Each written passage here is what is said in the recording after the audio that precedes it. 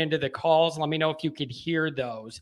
So here's the situation as I see it right now. Okay. So Kelly's off for $15 million a year to LSU. We know that. What do we got here? I got to check the news because who knows what's going on here. Okay. So some people are saying they hear it clear. Other people are saying they hear other stuff. I'm going to go with it's clear. Hopefully, Brandon Fry, thank you very much. So $15 million a year, Kelly's gone to LSU. The next question is, John, what do you think about this? I can't answer that until I know what we're going to do at head coach. So no, I don't know what I feel about it till I see what we're going to do. There's two pieces to this puzzle. One is Kelly leaving, two is who's coming in. So I can't judge this till I see what happens. Okay. Now, you know exactly where I'm at. You could see it in my shirt, except for the numbers covering it up. You know, I'm all about the Freeman factor. Now, here's the deal with this. If you told me you want to go with Fickle because of the experience and all that, and it's dangerous hiring these coordinators that don't have head coaching experience at Notre Dame and all that, I get that as a general operating philosophy. I get it. However, there are certain times, situations, and people that are outliers. Marcus Freeman's an outlier, okay? Marcus Freeman is an outlier. I knew it day one he stepped on this campus. I'm sorry. It's just the way I feel. So if they go with Fickle, and then that means Freeman goes to Cincinnati, whatever they do, I understand it. I am just telling you, Marcus Freeman's different. If you were ever going to go outside the box and hire a young guy and all that, this is the one. He's already in your building. He's a hell of a recruiter. The players want him. The recruits want him. The fans want him. Here's what I would do. You go to Freeman, you say, listen, you're the guy. You're under 40. This is yours. You and Bayless are going to build this thing out. Okay? Build this thing out. So I am fine with Marcus Freeman. I understand the concerns. I understand fully the concerns of hiring a guy without head coaching experience. I just think this guy's different. Okay? He's different. You hire Freeman. It's a way to put out the recruiting fire that's going on right now. All those guys love him. You're not reshuffling everything. It would be a smoother path into the future. And if it is Freeman, I'm totally fine with Kelly going to LSU if I get Freeman. That's what I've been saying I wanted the succession plan to be. I just didn't realize it was going to be this damn fast. So that's the issue I have. So what this is going to turn out like, I don't know. Every single time I hear a rumor, I get a text and I hear a different rumor. I'm going to tell you, Kevin in the chat brings up a good point. Here's one thing I'm not open to. Campbell from Iowa State, not interested. Why in the hell do people keep saying he's good? He's great. I don't get it, and I'm not interested, and it's pissing me off to even have to talk about it. Not interested. Here's the other thing. Swarbrick is up there saying, you know, there are some things Coach Kelly's been saying that kind of makes this not a surprise. When you have this long-term relationship with somebody, you learn these cues, and I'm not fully surprised by this. Well, then you should have a damn plan then, Captain Jack. If you're not surprised by this, you should have a plan, and you should be doing it right now. Maybe he is. Maybe him and Freeman are sitting there banging out paperwork all day. I don't know. But especially with Captain Jack saying he's not surprised, I expect you to have a damn plan then. I expect you to have a plan. And it can't be Campbell, okay? Or this is going to turn into the Always Fishing show or something. No. So this is where I'm at. So do your due diligence, whatever you want to do. Go ahead. I get it. Do your due diligence. But I'm going to say this. The longer time goes on and this stuff isn't done, the longer you risk other dumb stuff happening. You're left holding the bag with nothing you wanted. Pat Fitzgerald, we're going down a dark, dark path here. And Fitzgerald isn't on it. So to me, there's only two scenarios. Fickle, Freeman, two Fs, the F and the F. Here's the deal with Fickle, though. Here's the other part of this with Fickle. When does this happen? If it's Fickle, what is your timing? Notre Dame can't wait around. And if Cincinnati makes the playoff, Notre Dame cannot just wait around another month and a half to figure out it's going to be Fickle and then you have no staff and everybody else is taken. If it's Fickle, you got to tell them the same thing Kelly did at Cincinnati. You're not coaching this last game, the playoff, whatever. You're coming to Notre Dame now. Put out our fire. So if it's Fickle, you don't have time to wait. If it's Fickle, you don't have time to wait. You got to make a move. Freeman, I get the hesitation. I'm just telling you, this guy is he's an outlier, and it is worth it to me. I got a feeling about him. I got a feeling. Let him take this thing over. I expected Swarbrick. He did a press conference today, and he didn't say anything. He got up there, and he didn't say anything. He looked like he was just woke up and rolled out of bed and they rolled him up there. He didn't say anything. He talked and nothing came out. It was unbelievable. I don't know what the point was. So that's where I'm at with this is I want Freeman. I know people, you can worry all you want. That's what I want. He's young. He's energetic. He's a great recruiter. You look at what's going to happen out west now. West Coast football is alive and well. Out at USC, recruiting is going to be harder than it ever is. You need Freeman to give you that recruiting edge. I believe in the guy. I believe in him. I just do. That might be proven to be wrong. I don't know. But you're in a time crunch here. And if Fickle's your target, how do you do the timing? You can't wait another month and a half. You can't if you're Notre Dame. You cannot wait that long. You'll have no recruits. You can't. So I've been a wreck. I got to tell you, tossing and turning last night. I can't focus on anything. I'm not going to be able to relax till this is all done. And I know we're all set. My stomach's turning. I'm not going to be able to relax. Okay. Here's the other thing too, and a lot of people are realizing this the hard way. Here's the thing. My loyalty is to Notre Dame.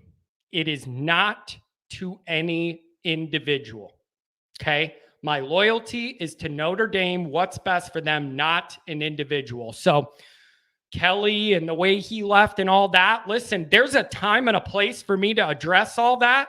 Worrying about what we're doing now isn't the time. I'll worry about how Kelly handled this exit once my stomach stops turning and I know we're in a comfortable spot, okay, with this head coaching. Then I'll be in a better position to get mad about how Kelly did all this.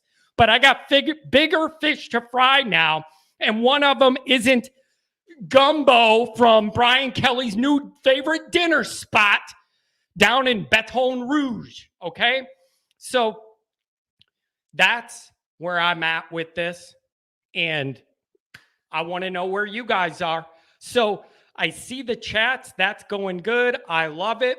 Now I'm going to open it up to phone calls. Always Irish Radio. Phone lines are open. 312-900-8815. Here's what I want to know from you.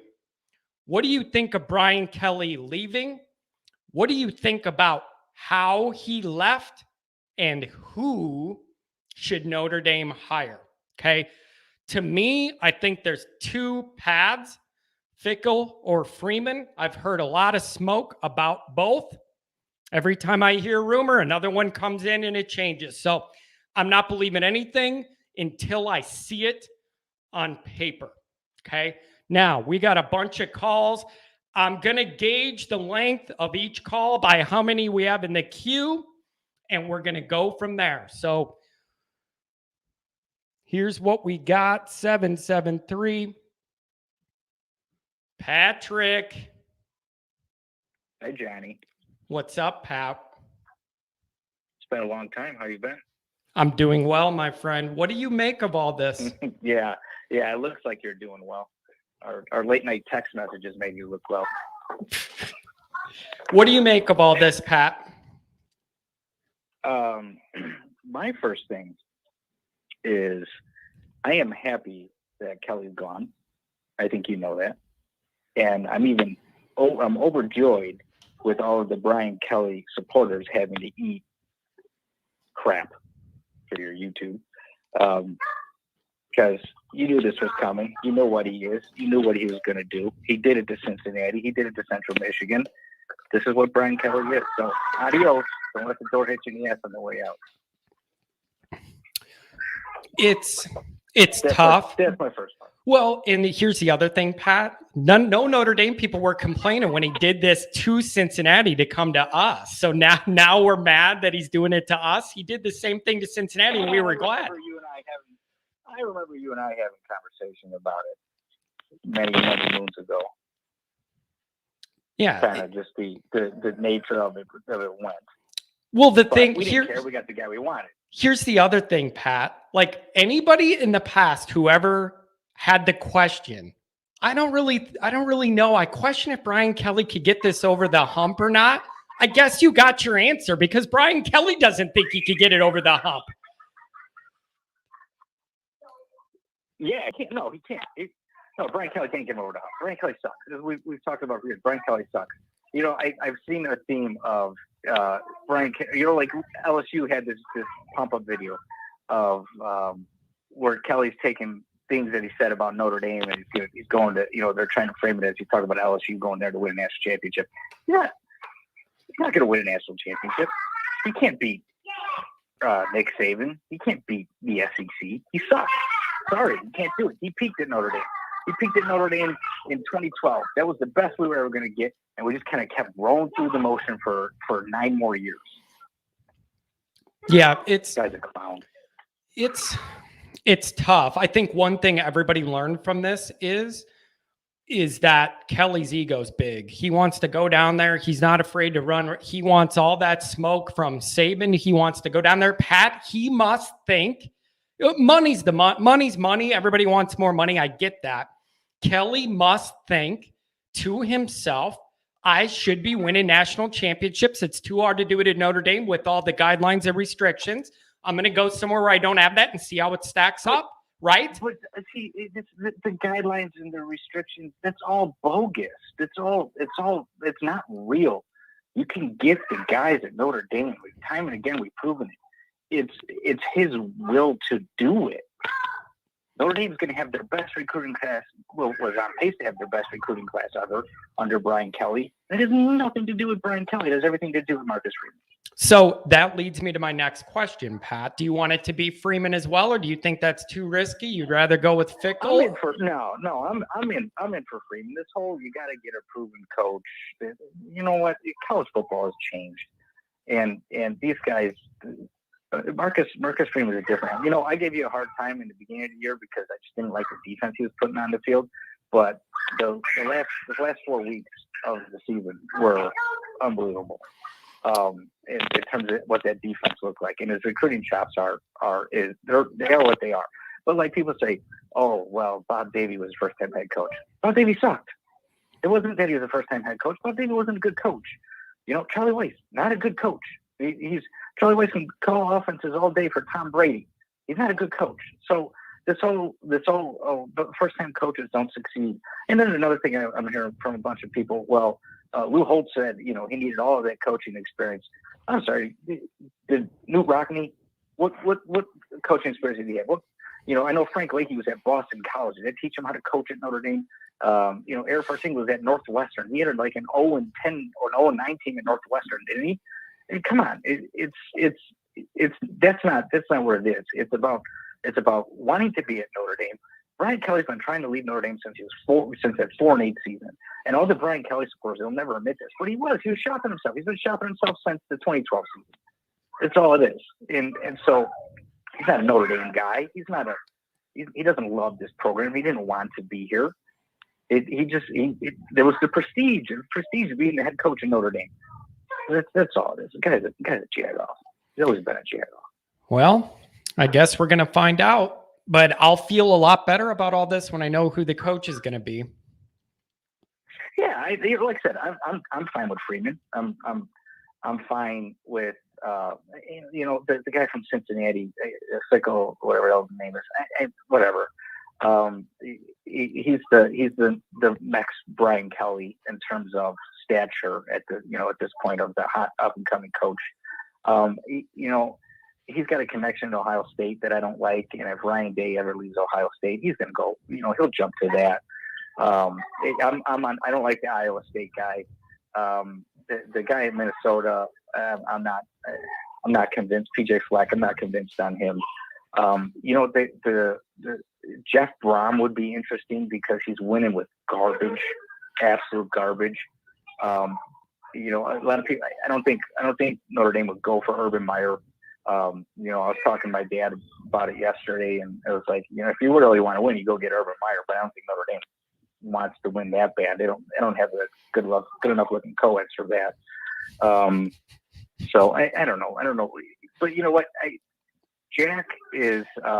We were talking about it, and God only knows what Jack's going to do. But I don't think Jack is going to screw this up the way Kevin White screwed it up, or the way Wadsworth screwed up getting rid of Holtz. I don't think that's going to be, what, and hiring Bob Davie and get rejected by Gary frickin' Barnett. I don't think Jack's going to do that. I don't think that's the case here.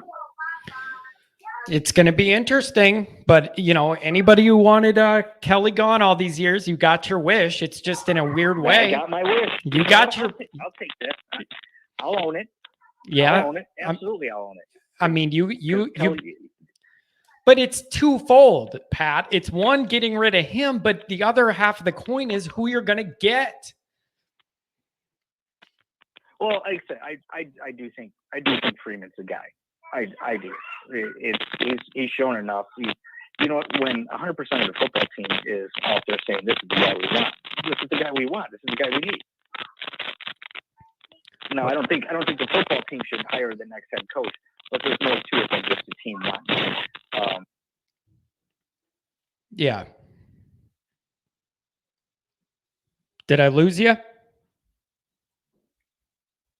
Pat dropped off. He gone.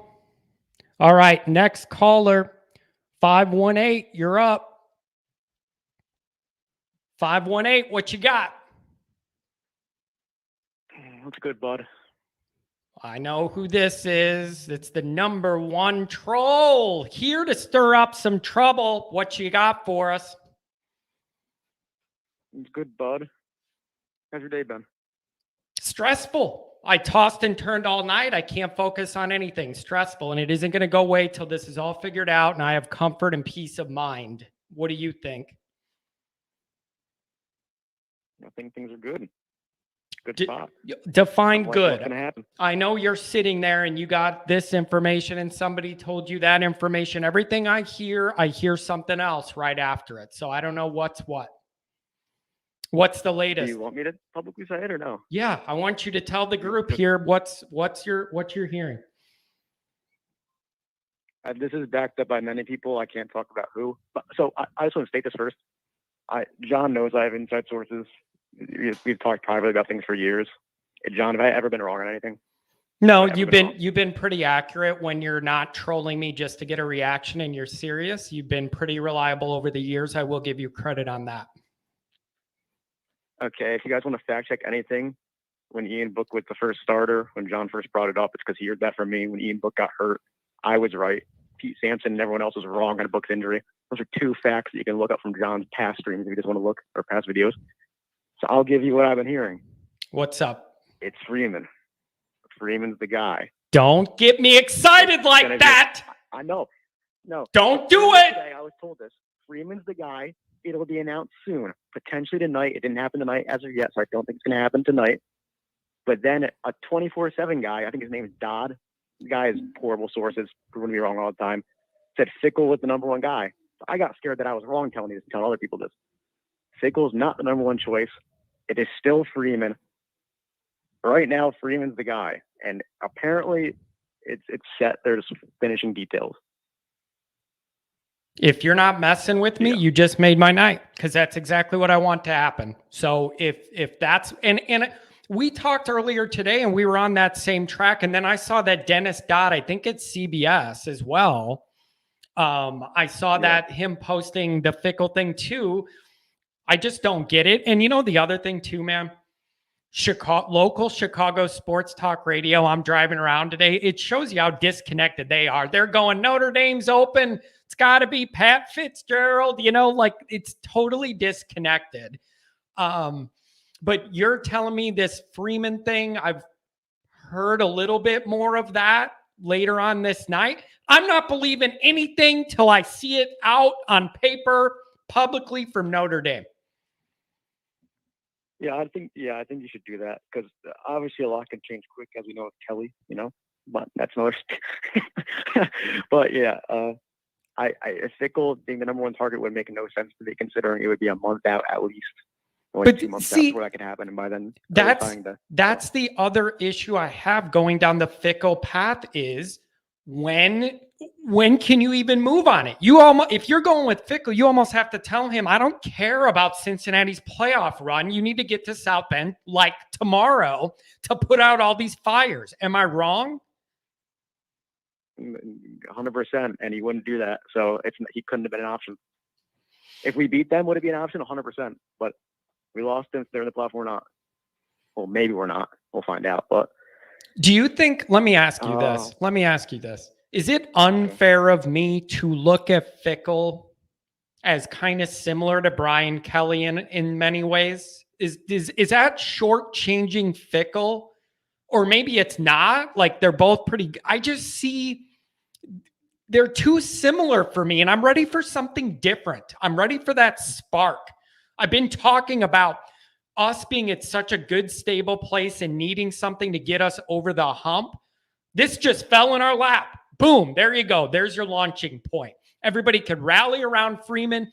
Kelly left us. Freeman stayed. They all love him. The recruits like him. We all like him. Support him.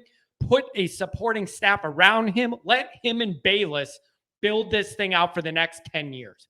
Sounds like a good plan.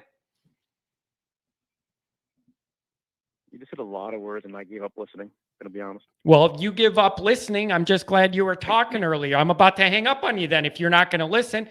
Jade in the chat says Kelly said in August on a sports interview that Freeman's going to be the next head coach. Yeah, I know all about that, Jade. And you know why I know that? Because I'm the one who posted the video on Twitter that circulated America and forced Kelly to have to answer that question in the press conference. So you damn sure better bet. If it's Freeman and this comes out tomorrow, I'm recirculating that video, baby. I'm taking a victory lap from when he slipped up at the golf tournament back in August. He is black, and he's going to be the next head coach of Notre Dame. That's what he said. I'm just telling you the guy's words. I'm just telling you the guy's words. When are we going to get the shirt? We need the shirt. We need the shirt. He's black, and he's going to be the next head coach. We need it. Do we have to have does it have to be the black part for real? Yes, it needs to be out of context. But now, okay, now wait a second.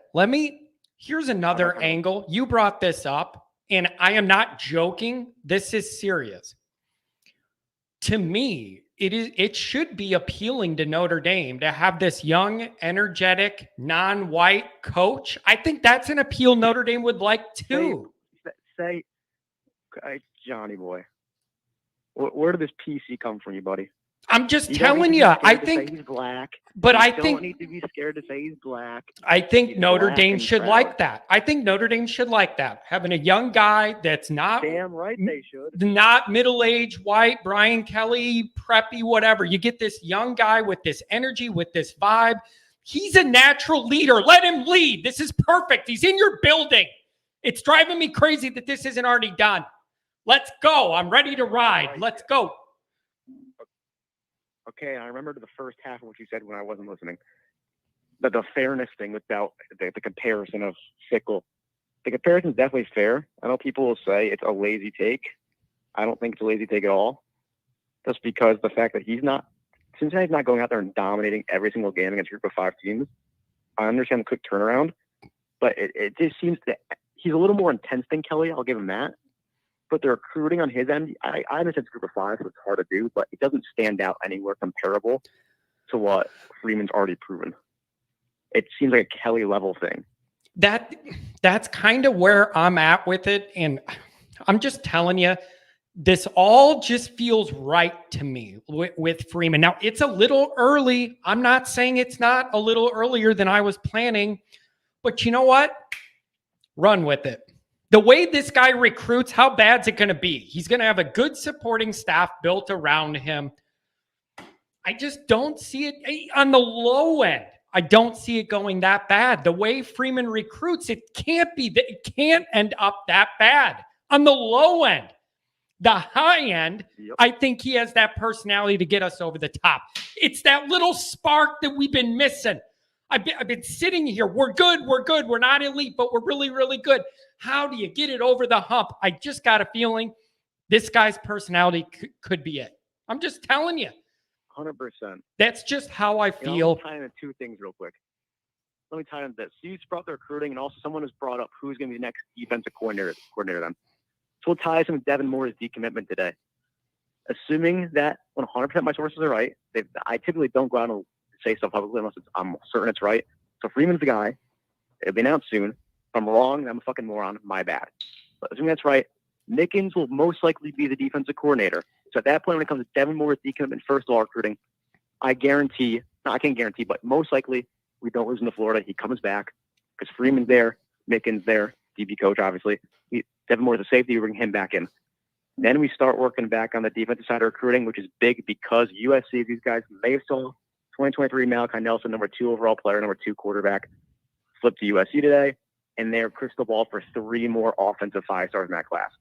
So Freeman will bring the defensive commits to help us stop USC from becoming an enormous juggernaut. Yeah, I could get used to the idea of a 10-year Notre Dame USC battle between Marcus Freeman and Lincoln Riley, and an offense and a defensive guy that are both great at their craft and they're young and energetic. I love that. I could get down with that. That is some exciting traditional rival football. I absolutely love that. And I am all about it. I'm sorry. I feel like I'm shortchanging Luke Fickell. He's done a lot of good things, but he just doesn't excite me the way Freeman does. I'm sorry. There's just something about him. It's a feel. I can't measure it other than in recruiting and the defensive statistics, which, by the way, Clark Lee had us 13th, 12th, 14th. This guy 1 year, even with all the injuries and the problems, 11th. So, and the recruiting stuff. So I'm sorry. I love him. He's got a vibe. He's got an aura. He's got something about him that I'm behind him. And if it doesn't work, it doesn't work. But with a guy that's this well-spoken, thinks this clearly, and recruits this well, how bad could it be? The foundation is in place at Notre Dame. Do you agree? There's such a good foundation. Be mad at Kelly all you want for how this was handled. Be mad at Kelly all you want. That's fair. That's fair. But he did a lot of work post-16, laid this foundation. You just need that guy to get it over the top. Now's it. Don't overthink it, Jack. It's right in front of you. I'm going to keep it 100 with you. I was listening. I'm going to be honest. I stopped listening again. So many words came out of your mouth. Okay, you well. Dye your beard again, John. What are you doing? I do not dye my beard. That gray. I know you don't, because you keep forgetting to. I have earned that gray. Okay. All right. I got a bank of calls. You delivered your info. Call me back if it changes in a few minutes. It's not gonna. I'm always right, Johnny boy. I hope you're right about this and you're not pranking all of us. Later. Bye, bitch. Later. He had to get that in. Drop the info and then do that. Jerk. Should ban him. Okay, who we got next? Let's see.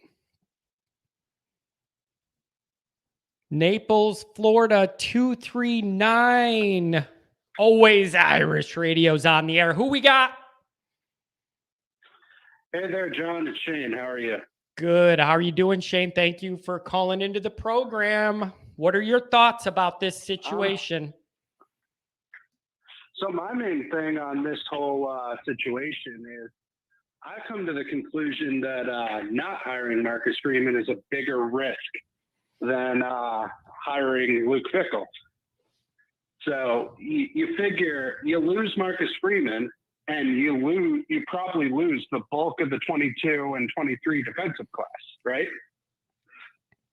Yeah. And see, so, but see, that's a part of this whole calculation is I feel like Swarbrick and them are probably saying, wait a second, this is too easy that all the fans and all the recruits and players want Freeman. This has got to be too easy. Like, and you wouldn't want to say, we need to save this immediate recruiting class this 1 year and make that decision just based on salvaging one class for a guy you don't really think long-term could make it. I do not feel that's this situation. I don't. I think he could do it.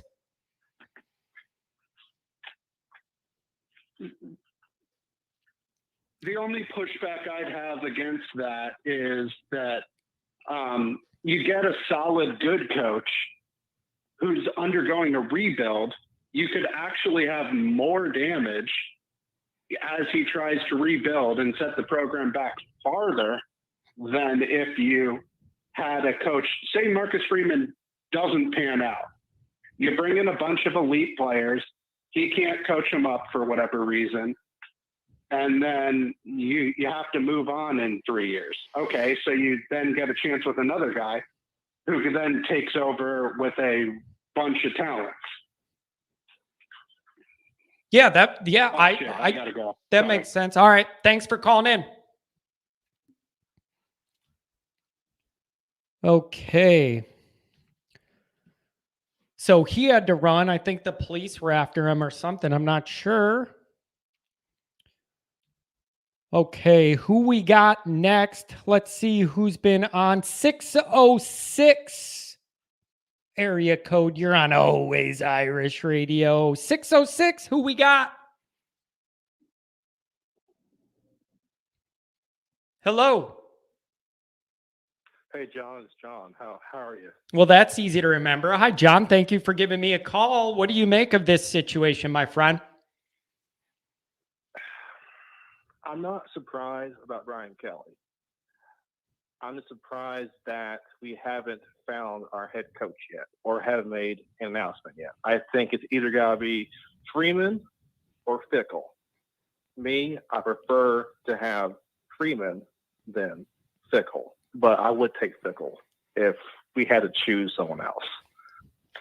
And, you know, a part of this is, and I know even I did this as an immediate gut reaction, tuning in at 9 a.m. this morning when I heard Jack was going to give a statement. You're hoping you get some clarity or some details or information.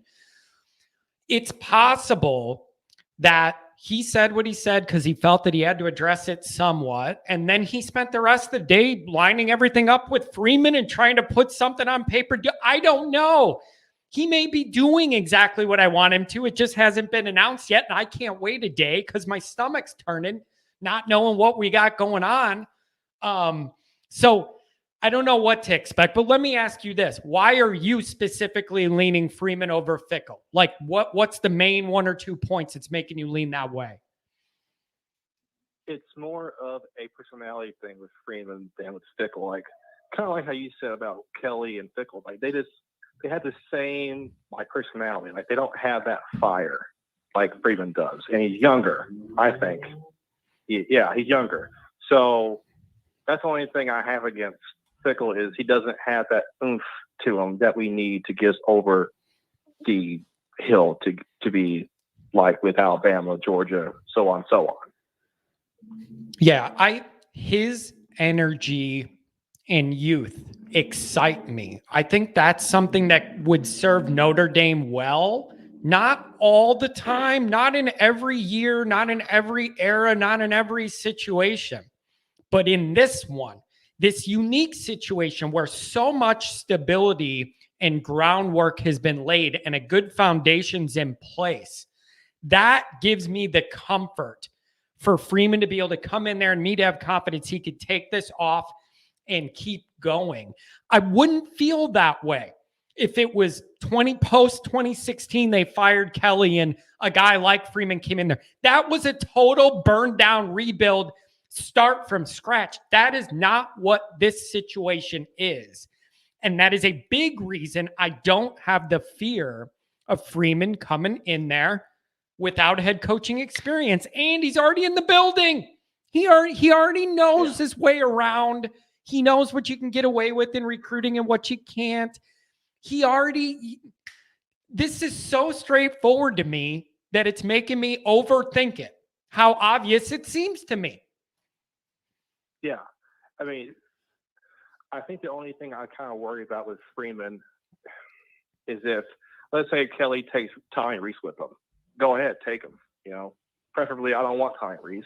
I'd rather find someone else new because he sucks, in my opinion. But, you know, it's just like, who's he going to find to fill in the OC spot if Kelly does take Reese with him? Well, to LSU? You know what? I've been reading today about, I was seeing tweets that Kelly was interested in taking Reese and Freeman with him down to LSU, was prepared to make Freeman the highest paid defensive coordinator in the country. Here's my thought. We'll make a deal here. You want Reese, you got him, but you leave Freeman in South Bend. I can figure out somebody else to draw up an offense. Give me Freeman and that personality. If he wants Reese down in the bayou, he can have him if I get Freeman and he stays.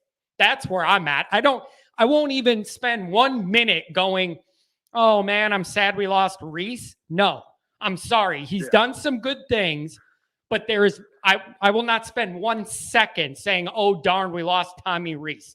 No. So if that's the deal, he could take Reese. We'll take Freeman. I'm fine with that swap. That's a good deal. Exactly. That's a good deal.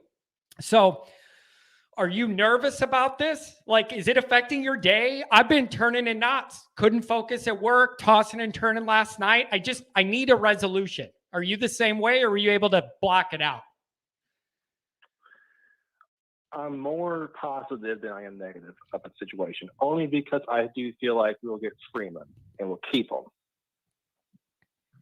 That's it. You know, like, I'm not really worried about Kelly because, you know, fuck him, but just, you know, we have our guy. There's no way they cannot mess this up. You know, it's just too perfect. There's too many positives than negatives, in my opinion, with Freeman. That's what's making me worry. That's why I'm worrying, because it makes so much sense and it's right in front of you. That's what's making me concerned. So I don't know. And here's the other thing, and I don't know if this is real or not. Somebody in the chat wrote this. Tell me if this is really accurate or not. I heard a rumor and read that at the meeting this morning, Freeman kind of got up and stood up to Brian Kelly on behalf of the players and was kind of saying, this is bogus the way you're doing this. I don't know if that's just an exaggerated rumor, if that took place. I have no idea, but I've read that from a bunch of people. And that's another way for Freeman to get all these guys up behind him even more than they are. But every single player and every single recruit I've seen fully behind him.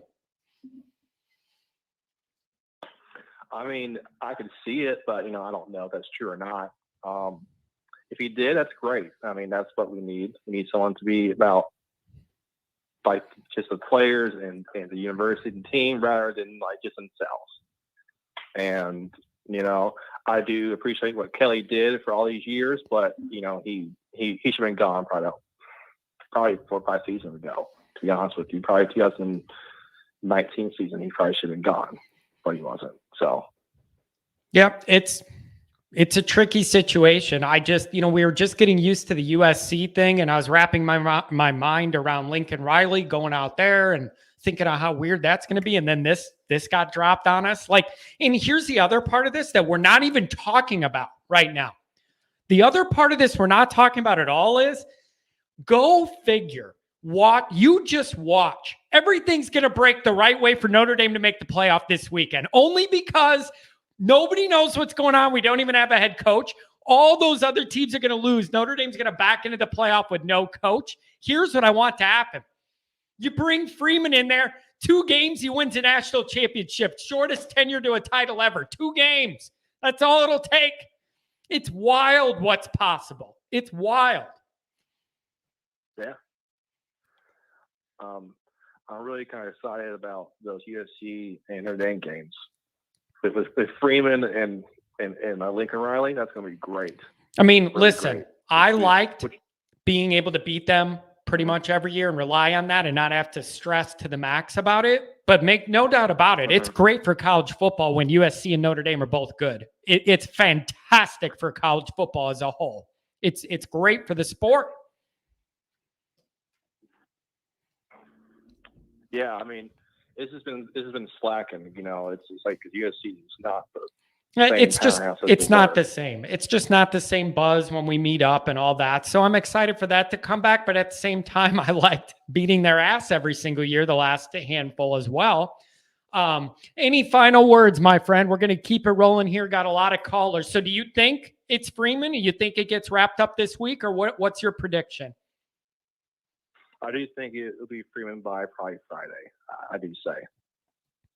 Interesting. I hope so. I hope we have a resolution before this weekend, or it's just going to get, the anxiety is going to grow. So thank you very much for calling, my friend. Call again next time, and you have a fantastic evening. You too, buddy. Thank you very much. Okay. Looks like we have a Wisconsin caller, 715. 715 caller, you're on Always Irish Radio. Who we got? John is Riker. What's up, buddy? Thanks for giving me a call. How are you?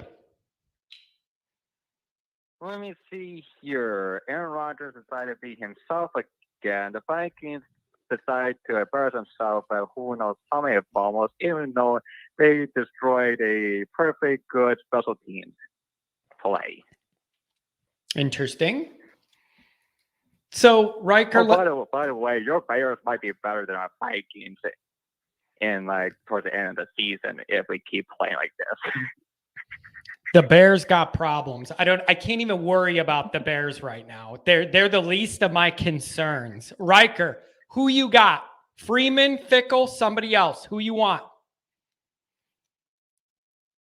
Give me Freeman, and that's it. That's what I want too. Maybe I'm crazy. Maybe I don't know what I'm talking about, but I'm all about it. I want Freeman. I want that recruiting. I want that energy. I think the stability's in place.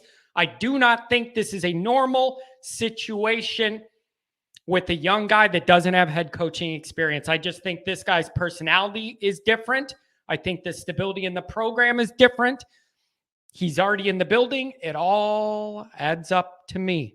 It all adds up, and it makes perfect sense. Perfect sense. Are you going to be mad if they let Freeman get away? I probably have some choice words if Freeman goes, because Kelly tried to get Freeman to LSU to be the highest paid defensive coordinator, trying to get Reed involved.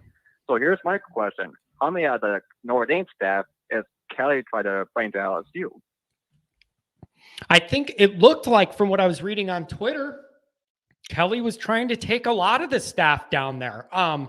Now, here is one other big picture thing, and I did see this on Twitter today, and it's a big damn deal. This is a huge deal. They were talking about whenever these former Notre Dame players, recent former, so in the program recently, but now in the pros or in the business world or whatever, whenever they talk to these guys about this situation, they all to a man said, Matt Balis has a lot to do with the stability and strength of this program now.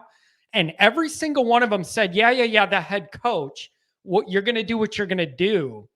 But is Matt Balis and that strength and conditioning, is that going to remain? It came out today that Balis is going to stay. That is a huge deal. That's a huge deal to me because he is an unsung hero of this program. So I love the fact that he's in place. It's one less thing I got to worry about. So I don't know, but it's causing me a lot of anxiety, and I probably won't sleep until this is all wrapped up. Yeah, I only got like probably 1 or 2 hours of sleep last night. I was just tossing and turning, man. Just a little, just anxiety. I'm sorry, just anxiety until we get through this and I'll feel comfortable and in a good spot. So I don't know, Riker, what do you think? Do we make the playoff or do we miss it and end up lucky number 5, first one out? What do you think? Well, that depends, babe, because you have Georgia, Alabama this weekend.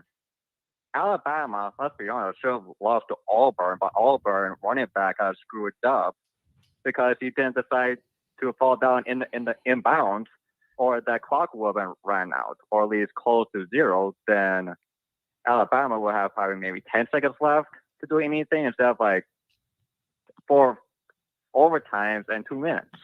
Yep. That's the thing about that game. All Auburn had to do was fall down. Didn't even have to make one more play. All you got to do is fall. Doesn't even have to be a good play. All you had to do was fall down. That's literally it. All he had to do was fall down. Riker, thank you for calling, my friend. I'll talk to you on Twitter. We'll see you soon.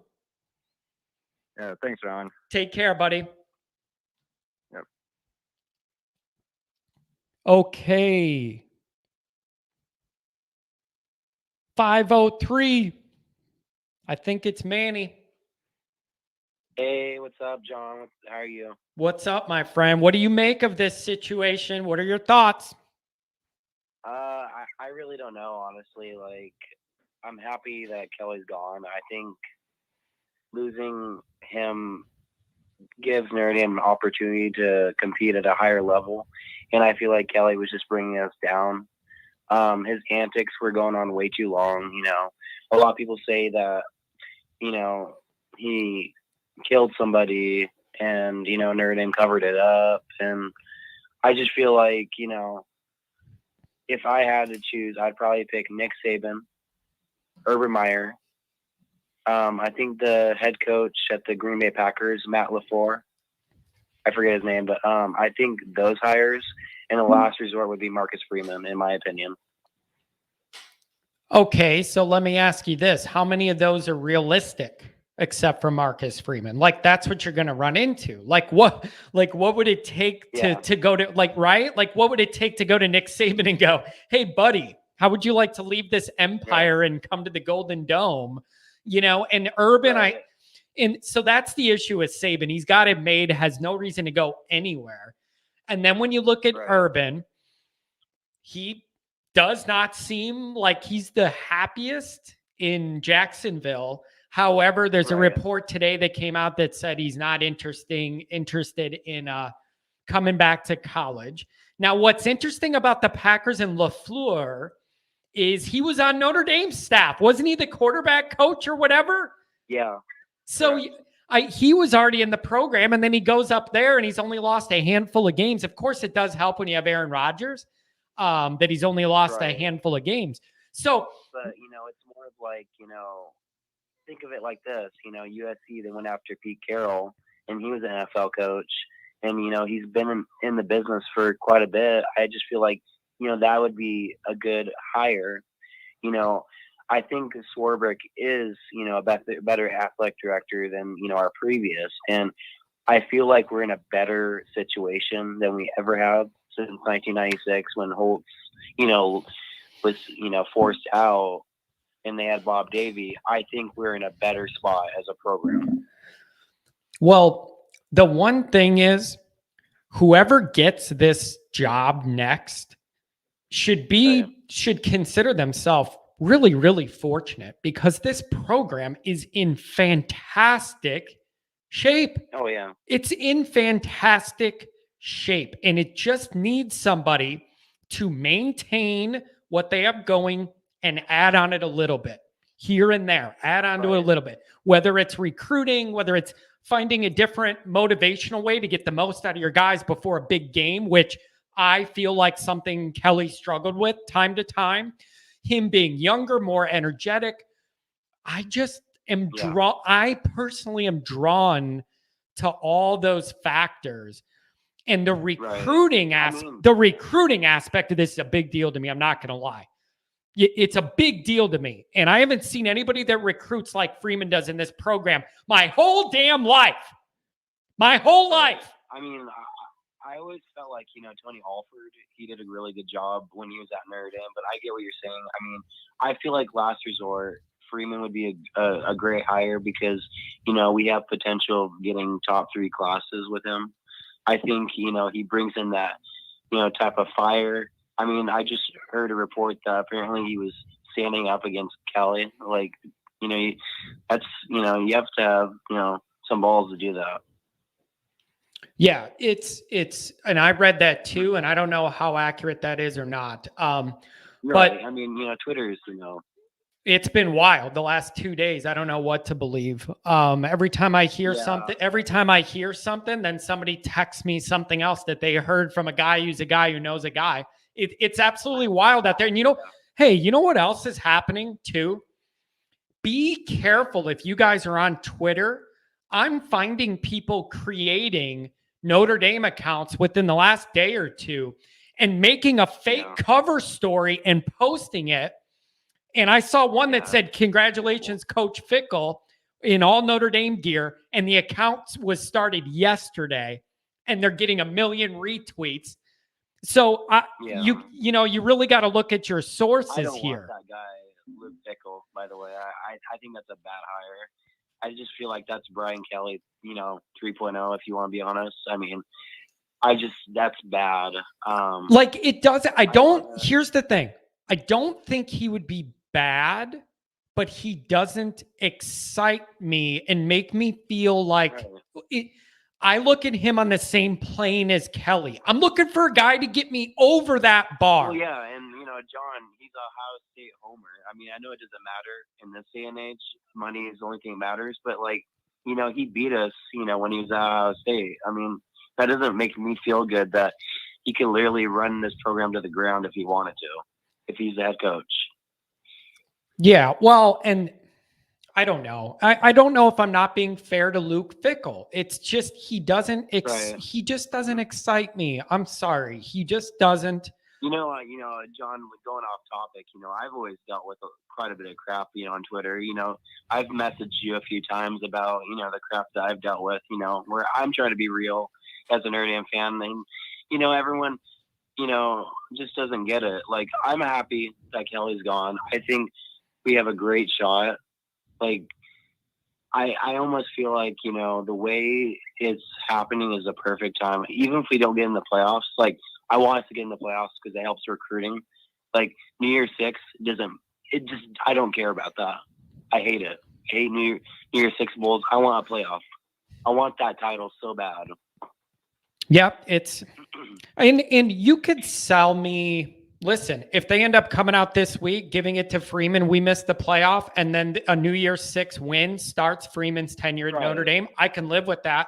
Like, I'll be totally fine with that. I'm saying, like, if we have an opportunity to take advantage of it. Well, right. Like, yeah. I mean, you never turn down an opportunity to play for a championship ever. Like, you just don't. Right.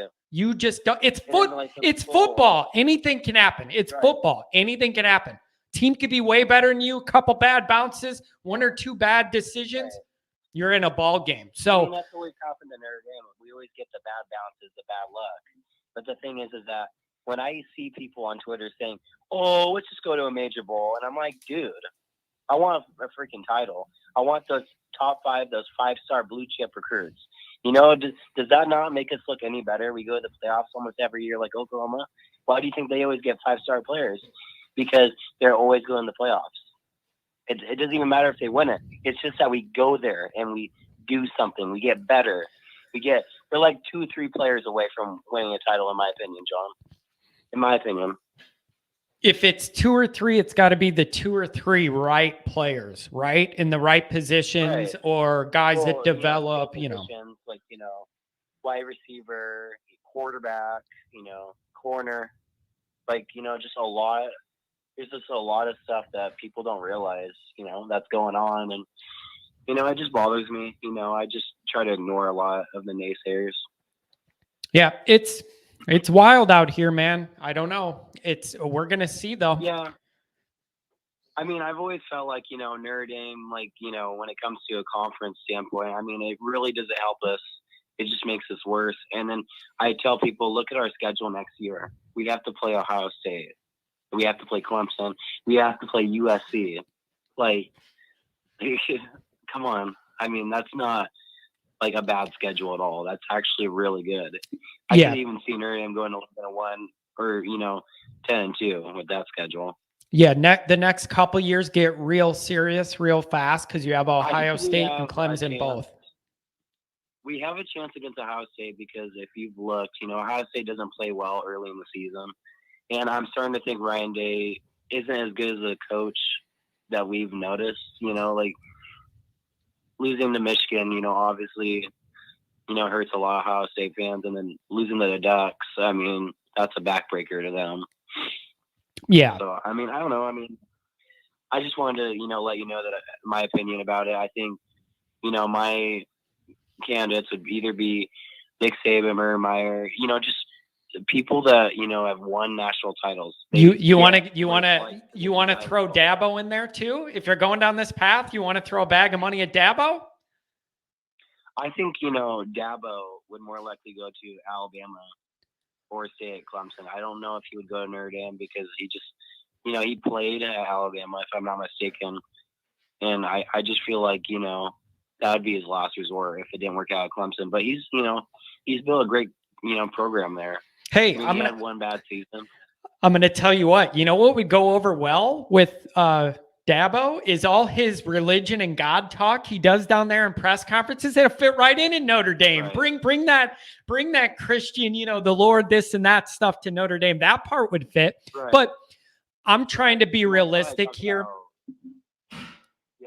It's talk about Saban is that he's Catholic. I think he's like Roman Catholic or something, and I've always felt like that would bond well with Notre Dame. But we haven't even considered even going after him. You don't know. You think they're going to tell you if somebody reached out and offered him and then they said, "Oh, are you kidding me?" Like we don't know. It could have been worth a phone call. We'll just never know about it. But if I'm him, I have no reason to go anywhere. What would be the reason to go anywhere if you're him? I wouldn't go anywhere till I die. And then, going back to Kelly, like, I'm glad that he left, but like, I don't like the way he talked to his players. Like, he just kind of like blue balled them, in my opinion. He just was like, I'm out. And, even if I'm a, Kelly hater, even though he did, he's leaving, I just wish he would have at least added time to talk to them and let them know beforehand, before bolting like he's done in the past. Because this is Notre Dame. This is not Cincinnati. We're not a group of 5 team. We're Power 5. We have a great history. Yep, you're right. So I don't know. We're gonna see what happens here. I think it's down to Fickell or Freeman, and the timing on Fickell is nearly impossible. So that Fickell, I think he got a contract extension though, John. What now? I think Luke Fickell got a contract extension. I saw something on. So did Brian Kelly. So I don't care. Yeah. Like Brian Kelly just got one of those. I think these contracts aren't worth shit. They rip them up. They pay the fee, rip it up, go somewhere else for more money. Because Kelly just re-upped until I think 24, 25. Well, I mean, that's why I go back and think about it. Like, I don't think the school was really wanting to pay him that much because I think the board and the administration were just like looking at like, this guy's a good coach, but not a elite coach. I mean, at LSU, he's probably going to go 8-4 or 9-3 every year because he's not going to be Alabama. I'm sorry. I'm not trying to be a hater, but like I am. But he's going to lose. At least you admit it. A lot of those teams. Yeah. So he's going to lose. It's wild. I mean, I give Kelly credit. If he made a move, at least he's going somewhere where he's not afraid to face the best. Like, I respect that, I guess, that he wants to go down there and he wants that Saban smoke. I'll give him credit for that. But the way he exited Notre Dame, you're going to have a lot of people laughing at him if this goes sideways. Yeah, I'll be laughing at him when he takes a big L against Nick Saban. Because if he does that, he won't last long at LSU. They'll give him at least 3 years if he doesn't make it.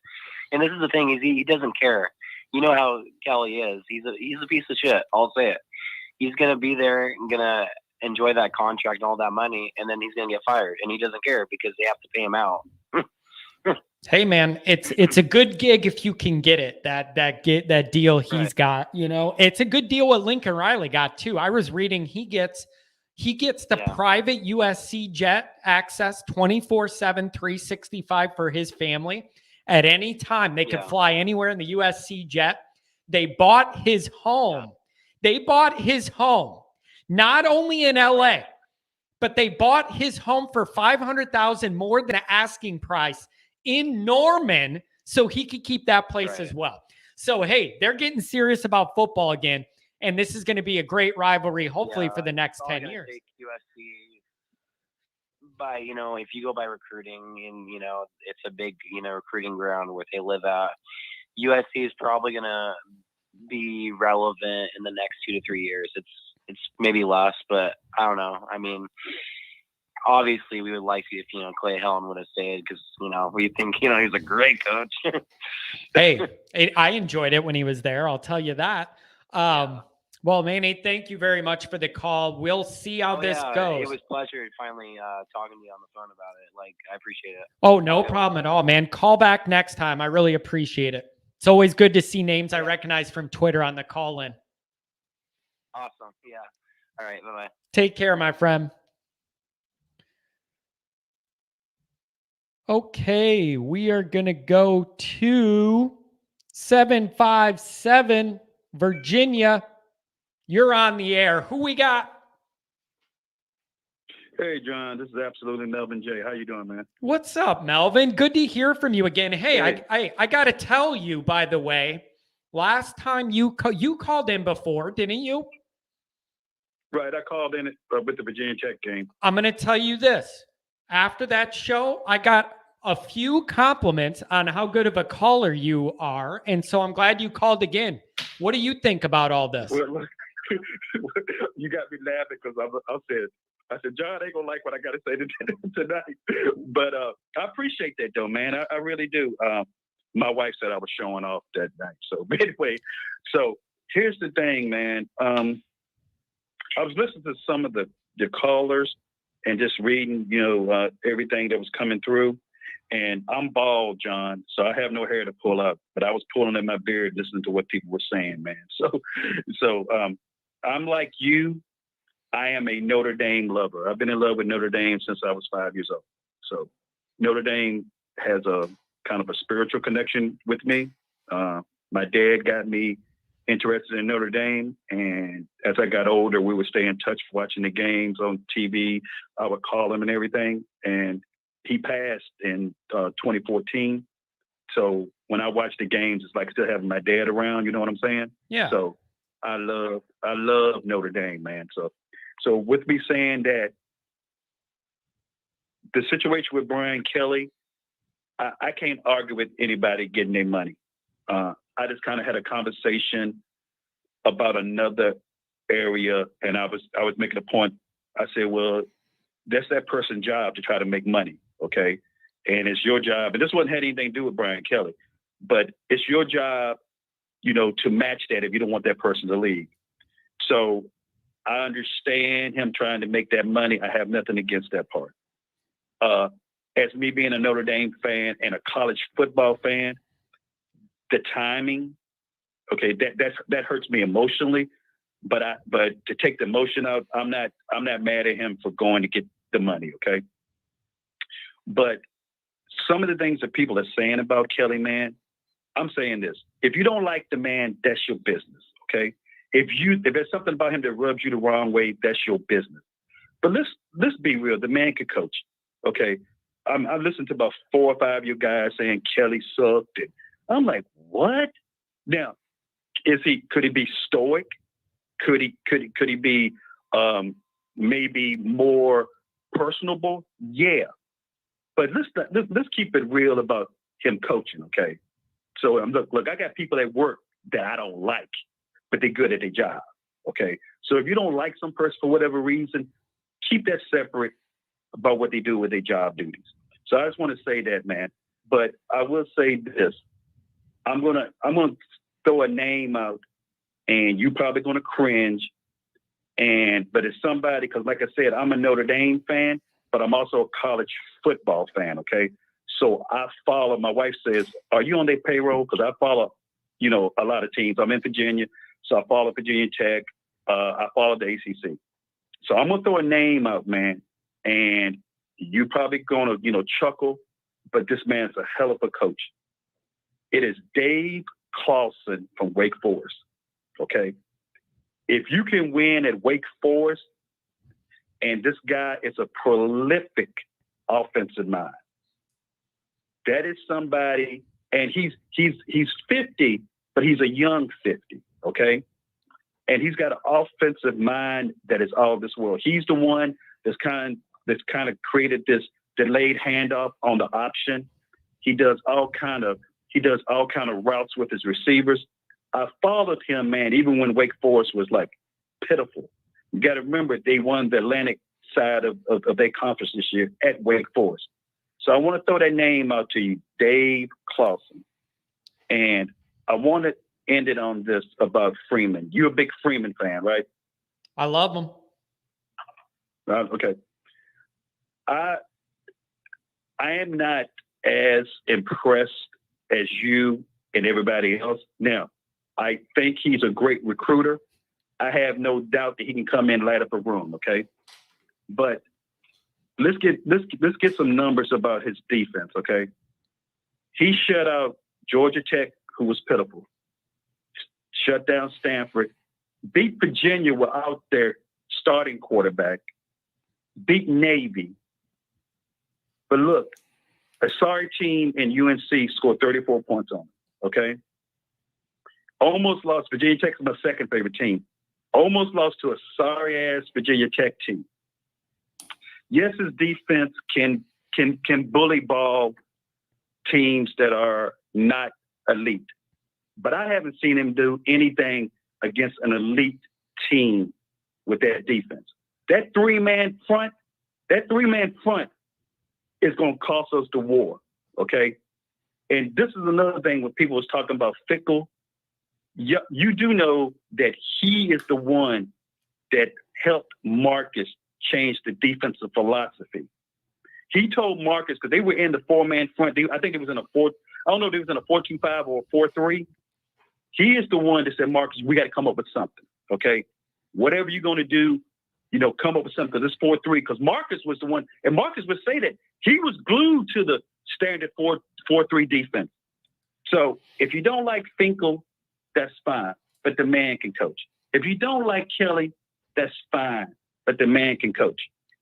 And if you do like Freeman, don't get caught up with all of the glitter, man. Look, I've dated plenty of ladies that were fine, yo. But at the end of the day, you needed that one that might not have been a 10, that might have been a 7, that can cook for you too. So I'm just saying, with Freeman, I don't know if all his gold is really true gold. Melvin, you're a good caller, my friend.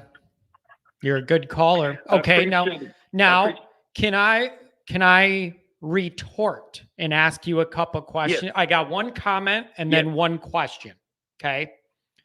Here's the comment: is Brian Kelly's always been polarizing his entire Notre Dame career. There were certain people who didn't like him, whatever, always. That's just his personality, the way he rubs people wrong way, right way, whatever. So that's always kind of been a thing with Kelly and his personality. But what I think you're seeing tonight, man, is a lot of raw emotion from people that love Notre Dame, and they're mad about how all this went down. So they're piling on Kelly harder than they normally would. I don't think you could say Kelly's terrible. You can't go a handful, all these seasons with 10 or more wins at Notre Dame, 2 playoff appearances, and be bad. I'm never saying Kelly's bad. I just need somebody to get us over the hump to elite. There's a big gulf there between bad and elite. Like, so that's where I've always fallen with Kelly, is like really, really good, really, really good, solid. How do we get over that hump? Over the hump. Right. But you're Yeah, seeing a lot of I raw know you emotion, have, Melvin. You're getting a lot of raw emotion tonight. And I don't think everybody probably Yeah. means everything they're saying and posting. People are mad about the way this went down. Right. And I am too. I mean, I am too. But that's my love for Notre Dame too, though. It's like I'm emotional over the timing, like I said. But I do not want to take that emotion and make a really quick decision in this situation. I don't want to go with. I'm not saying I don't know if Freeman will be a good head coach or not. I'm just saying I do not think. I don't even think he's that.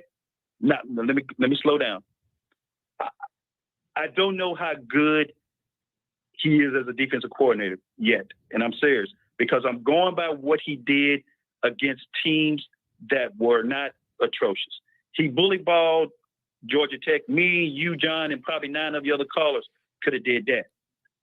So I understand about the raw emotion, man. But some of the things, like the guy before me that called, he was talking about Fickle. He was like, "Well, I think he's a Ohio State homer. So if he got to Notre Dame, he would like just run the program down just on purpose." I was like, "Who the hell would do that?" You know what I'm saying? So I understand about the raw emotion, but you still within that raw emotion, man. And look, there's not too many people on this planet that's made rash decisions like I have, okay? So I've grown over that. And even when your emotions are at the highest, man, you still got to think things through. And I think that's what Swarbrick's going to do. You know, I know he's hearing Freeman, but he's going to think this thing through, man. He's going to think this thing through. And people got to give him a little leeway on that. And I'm going to tell you something. Remember the name Dave Clawson, though. Even if he does not get the job, ask your boy that says he's got the insight and everything, like an inside scoop and everything. See if Dave Clawson does not get an interview, though, or does not get a call. He is not Matt Campbell. You know, Campbell is a second-tier coach.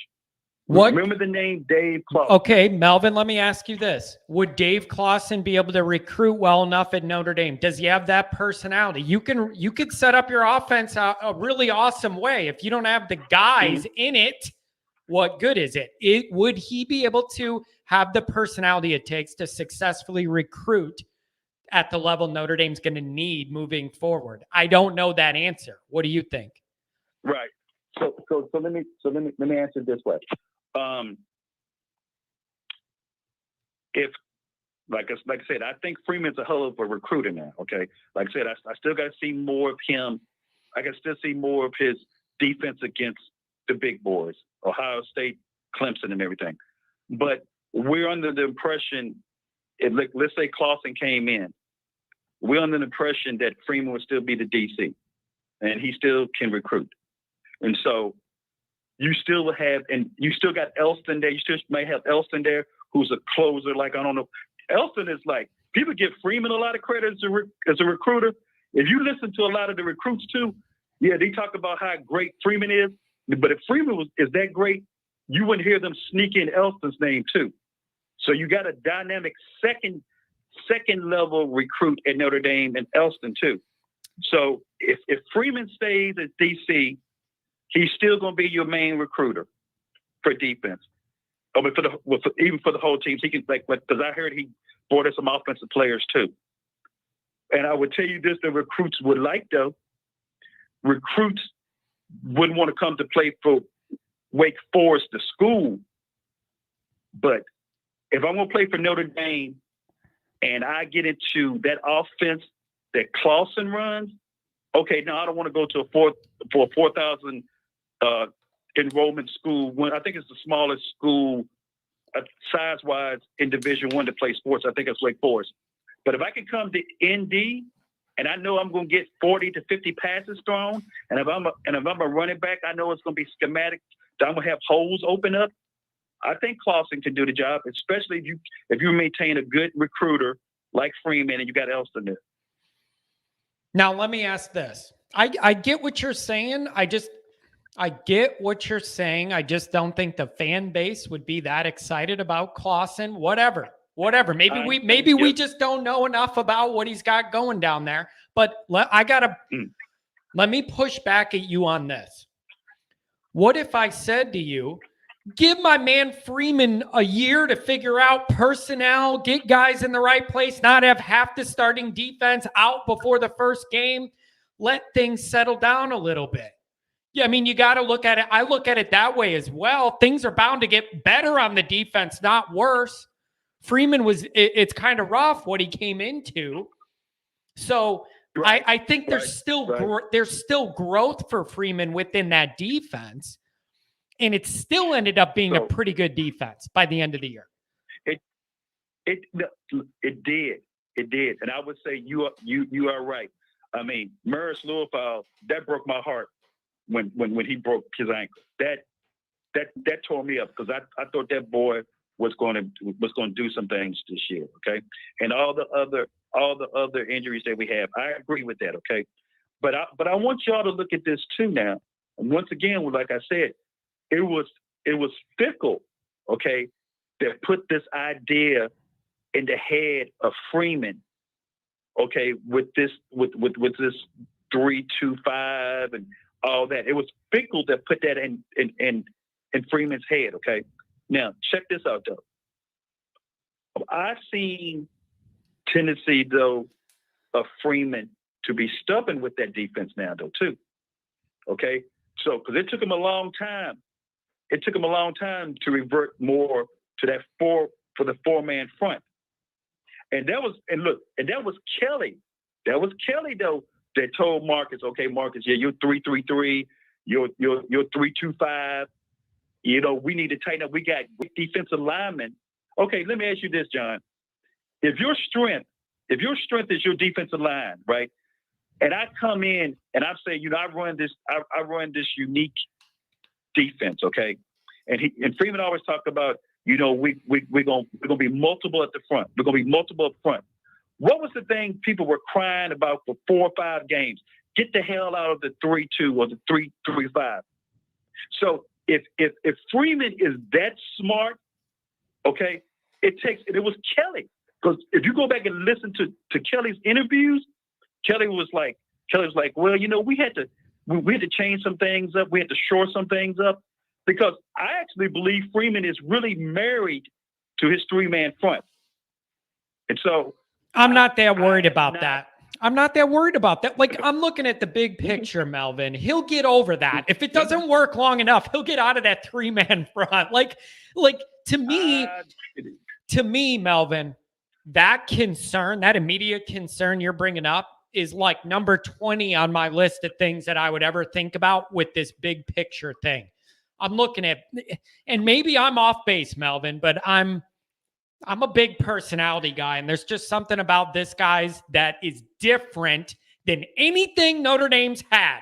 And I like that because everything we have had hasn't got us over the hump. So forgive me that I want to find a guy that's the opposite of what we've had, or not the opposite, but different, younger, more energetic, upbeat. I just am open to something different. Is that crazy? Is that crazy?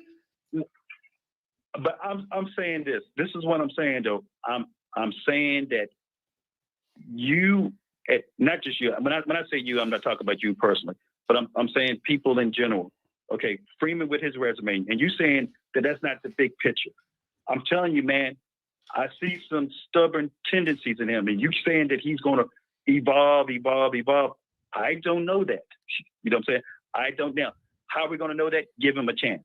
Okay, I got that. Okay, I got that.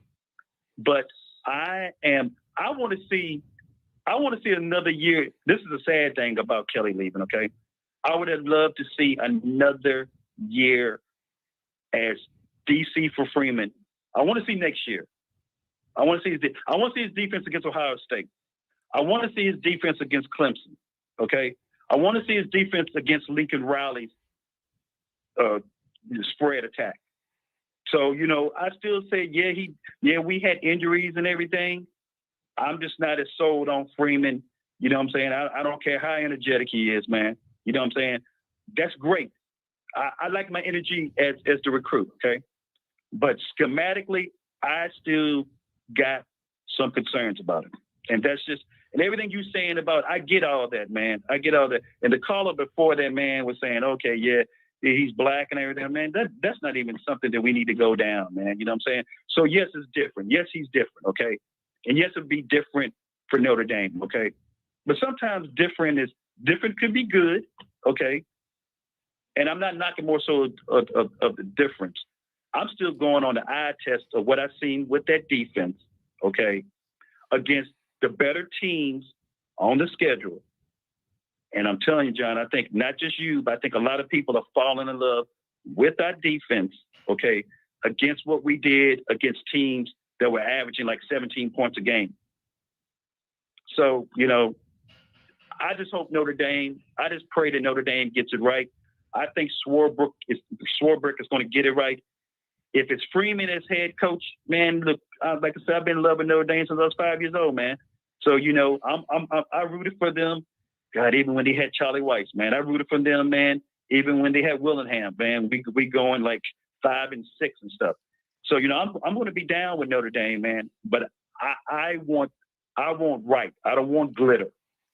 Melvin, you know, I want the right choice. Totally fair. Totally fair. And here's what I like about this is I like that you called and had a different perspective than what most people had. And that's the point of this entire collective discussion. And I respect where you're coming from. I get it. And I can't tell you your fears about that are unfounded. I can't tell you that. To me, the things on the positive side outweigh that schematic worry and adjusting. And if he's the head coach, he's got to be more of a CEO guy anyway. So I get where you're coming from. I don't know why I'm so in love with them, Melvin. Maybe it's just the recruiting. Maybe I'm just in love with him because he's a great recruiter and he has a person. Melvin, here's the other thing. Maybe I just like him because I'm a personality guy, because I'm all outgoing. Maybe I'm just extra drawn to his personality because he seems so out there. And maybe I just relate to that on a human level. So maybe I just like him because of that. Right.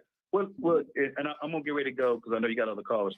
But so don't take my, I guess, pragmatic view of this. It's not seeing somebody that's emotional or going, man. I used to do stand-up comedy, man. So, you know, I've always been the class clown and stuff. So I understand about that part, okay? I probably would like him. If I hung with him, I probably would like him, okay? Just like when I went back to tell you, there's people at my job I don't like, but damn, they're good at their job. And there's people at my job that I do like, and they're okay at their job. You know what I'm saying? So I don't want you to think that I'm not just as outgoing. You know what I'm saying? If you ever look at my YouTube channel, you can see that too.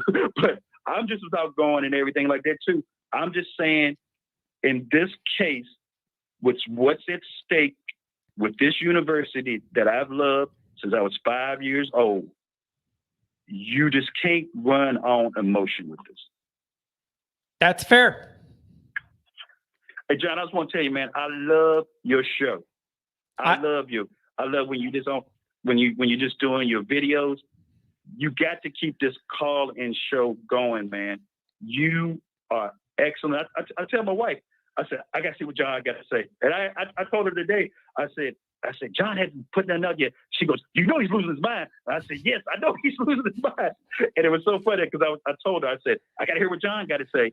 You're great at this, man. I want to let you know that you're great at this. I appreciate you, Melvin. Call back in next time, my friend. Thank you for the opinions. Thank you. Good night, my friend. Good night. Okay. Melvin, always interesting. I like having a guy that goes off the common path, and he definitely did. Next up, I think I know who this is. Lawrence, is this you? Yep, it's your eyes and ears down south.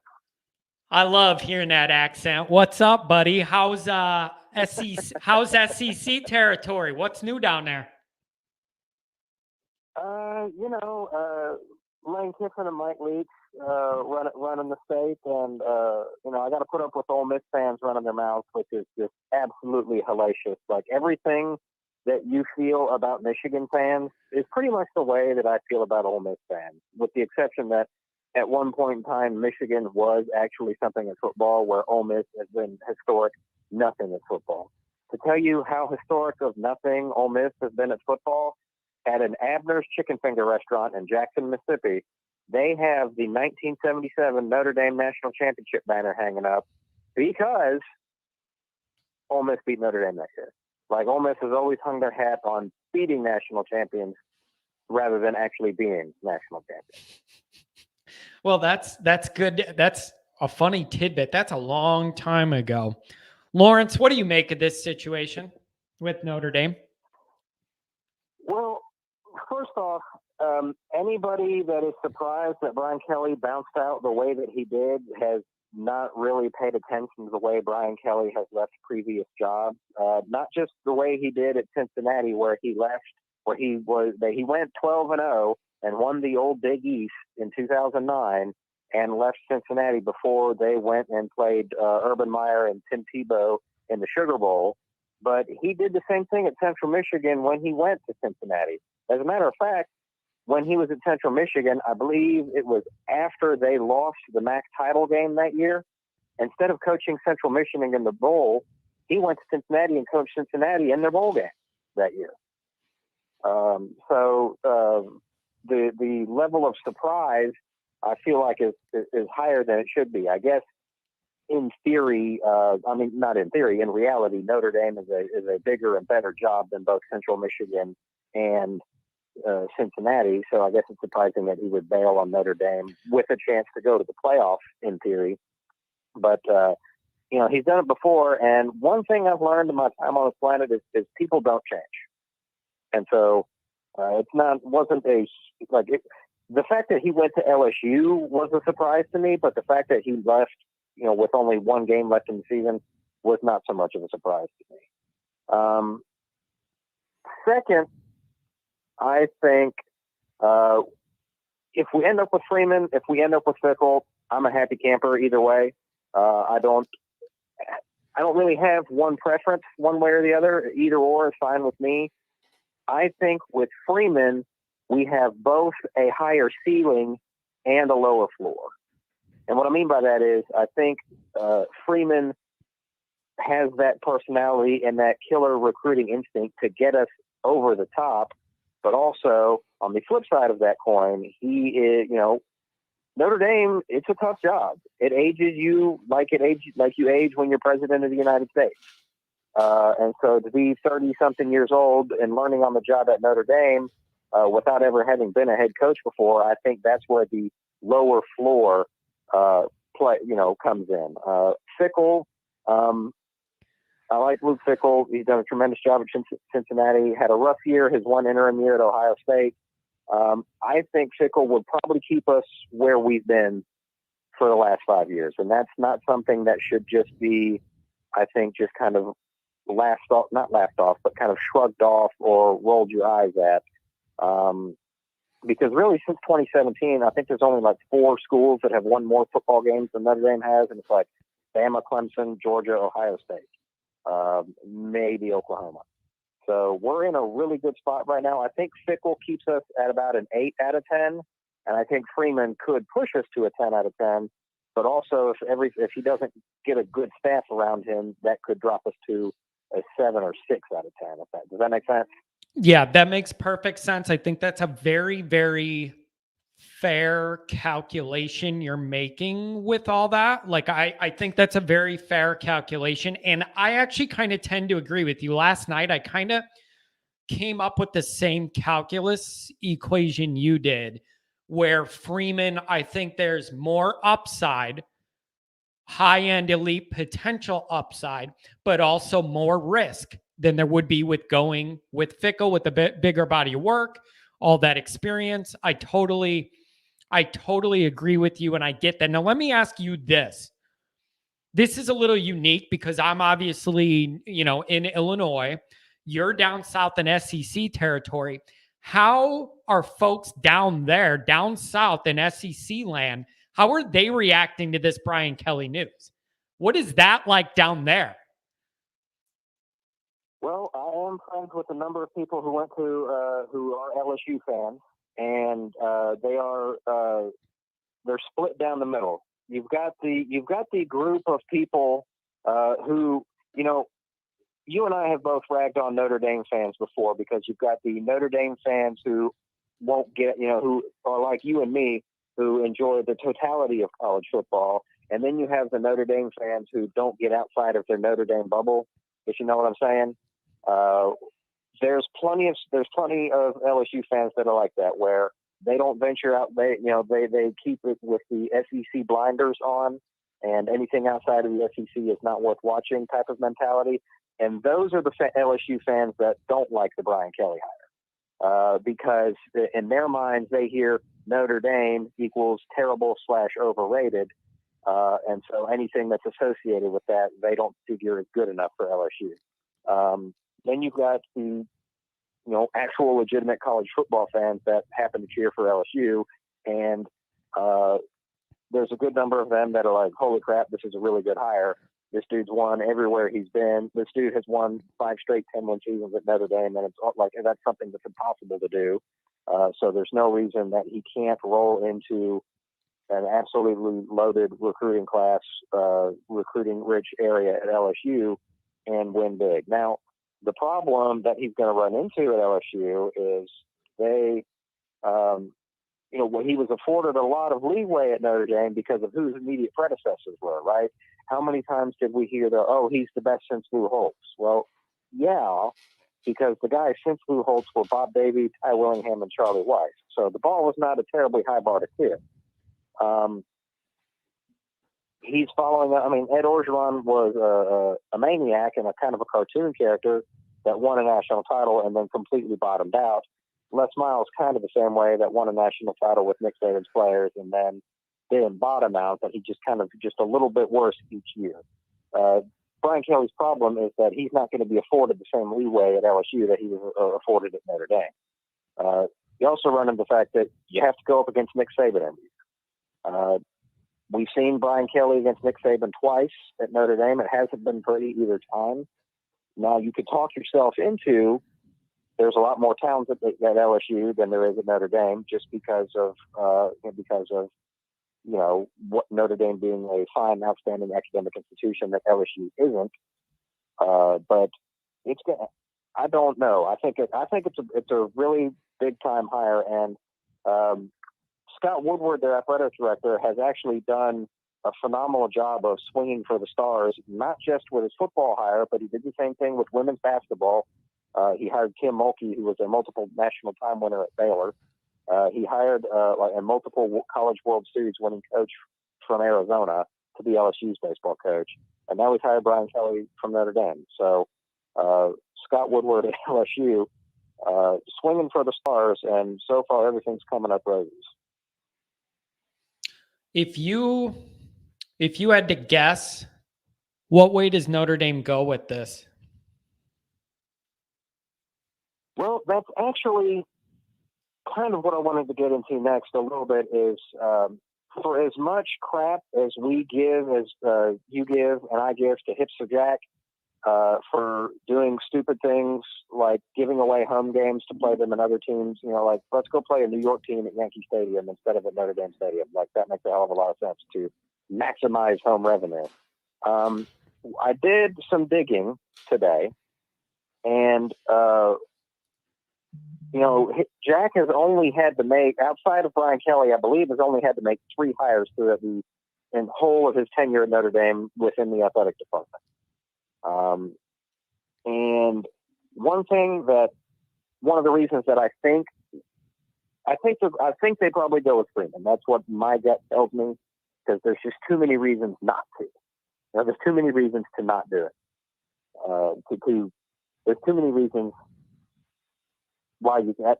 I'm saying, hire Freeman. Like you got to hire Freeman. There's too many reasons. I don't know what the hell I'm trying to say. I think they're going to go with Freeman, right? Yeah, I think what you're trying to say is there's too many things stacking up that it all leads to him not to do it. Is that what you're trying to say? Yeah. Yes, he's too good to not offer the job to. Yeah, I just think it came a little early. It just came a little early. A year or two early, maybe. And that's not ideal. Nobody's saying it's ideal. That's the other, Lawrence, that's the other part of this discussion. I am not sitting here saying Freeman's the polished, finished product. It's all perfect and it's guaranteed it's going to work and be great. I'm not saying that. I see a program extremely stable now, and him being a guy that can maybe get it over the hump. Some people, let's go Freeman. Other people, Freeman's not ready. I'm not saying Freeman's a finished product, but with the talent in the program, keep this recruiting going, bring in a good support staff, and you go from there. I don't think it could be that bad. I just don't. No, yeah, he can. One of the things I think, and I've gotten pushback on this from Notre Dame fans, is I think and announcing today that Bayless, however you pronounce it, is staying is huge. Yeah. I think keeping Tommy Rees is huge if they can figure out a way to do that, because one thing that you see all the time, and I'll tie this in. With a Notre Dame angle that people might roll their eyes at. But one thing that new head coaches, especially if they've been a defensive guy, is you want to get a good offensive coordinator, but you want a guy who's not going to completely bowl over you and just kind of run the show, right? Perfect example of that. Now, yes, he's kind of a maniac, but Will Muschamp, in his first head coaching gig at Florida, was a defensive guy, been at LSU, had been at Texas, went to Florida as the head coach, first-time head coach, needed a quality offensive coordinator. Do you remember who his offensive coordinator was? No. Who? It was Charlie Weiss. Charlie? Oh, God. Yeah. And I've been seeing his picture on Twitter today. Bring him back. Having been a head coach at a big-time program, he completely bowled over Muschamp at Florida, and it ended up being an absolute disaster for all parties involved. So I don't think Tommy Rees is good. Rees is not a fiery guy. He has a phenomenal football IQ, which I'm sure plenty of people will push back on me for. But I think he would work well with Freeman, and it would help in the continuity department, keeping recruiting together, that sort of thing. So I think hire Freeman, keep Tommy Rees on staff. I think all of that would be absolutely massive going forward. Yep. Now, what I will say about Go ahead. What I'll say about Jack is that we saw a little bit of this in 2016 when the season was falling apart, and everybody, myself included. In fact, I think I was probably the one out with the most pitchforks and the most torches, wanting Brian Kelly run out of town on a rail. And we saw the hipster Jack go almost out of his way to say that he was being methodical and considering all options and thinking everything over and not being rash. And I think that's probably the biggest reason that they haven't just gone ahead and announced Freeman, if that's who the guy is going to be, because I'm sure Jack wants to at least give the illusion of thinking it over, not giving in to the Twitter mob and that sort of thing. I get that. But here's the philosophical problem I have, and I'm seeing in the chat some people still talking about Fickell. The timing on Fickell is awful. If you really wanted Fickle, it has to be now. You can't wait a month and a half until you have no recruiting class because nobody knows what the hell's going on for a month and a half. You can't operate that way. If it's Fickle, here's your option.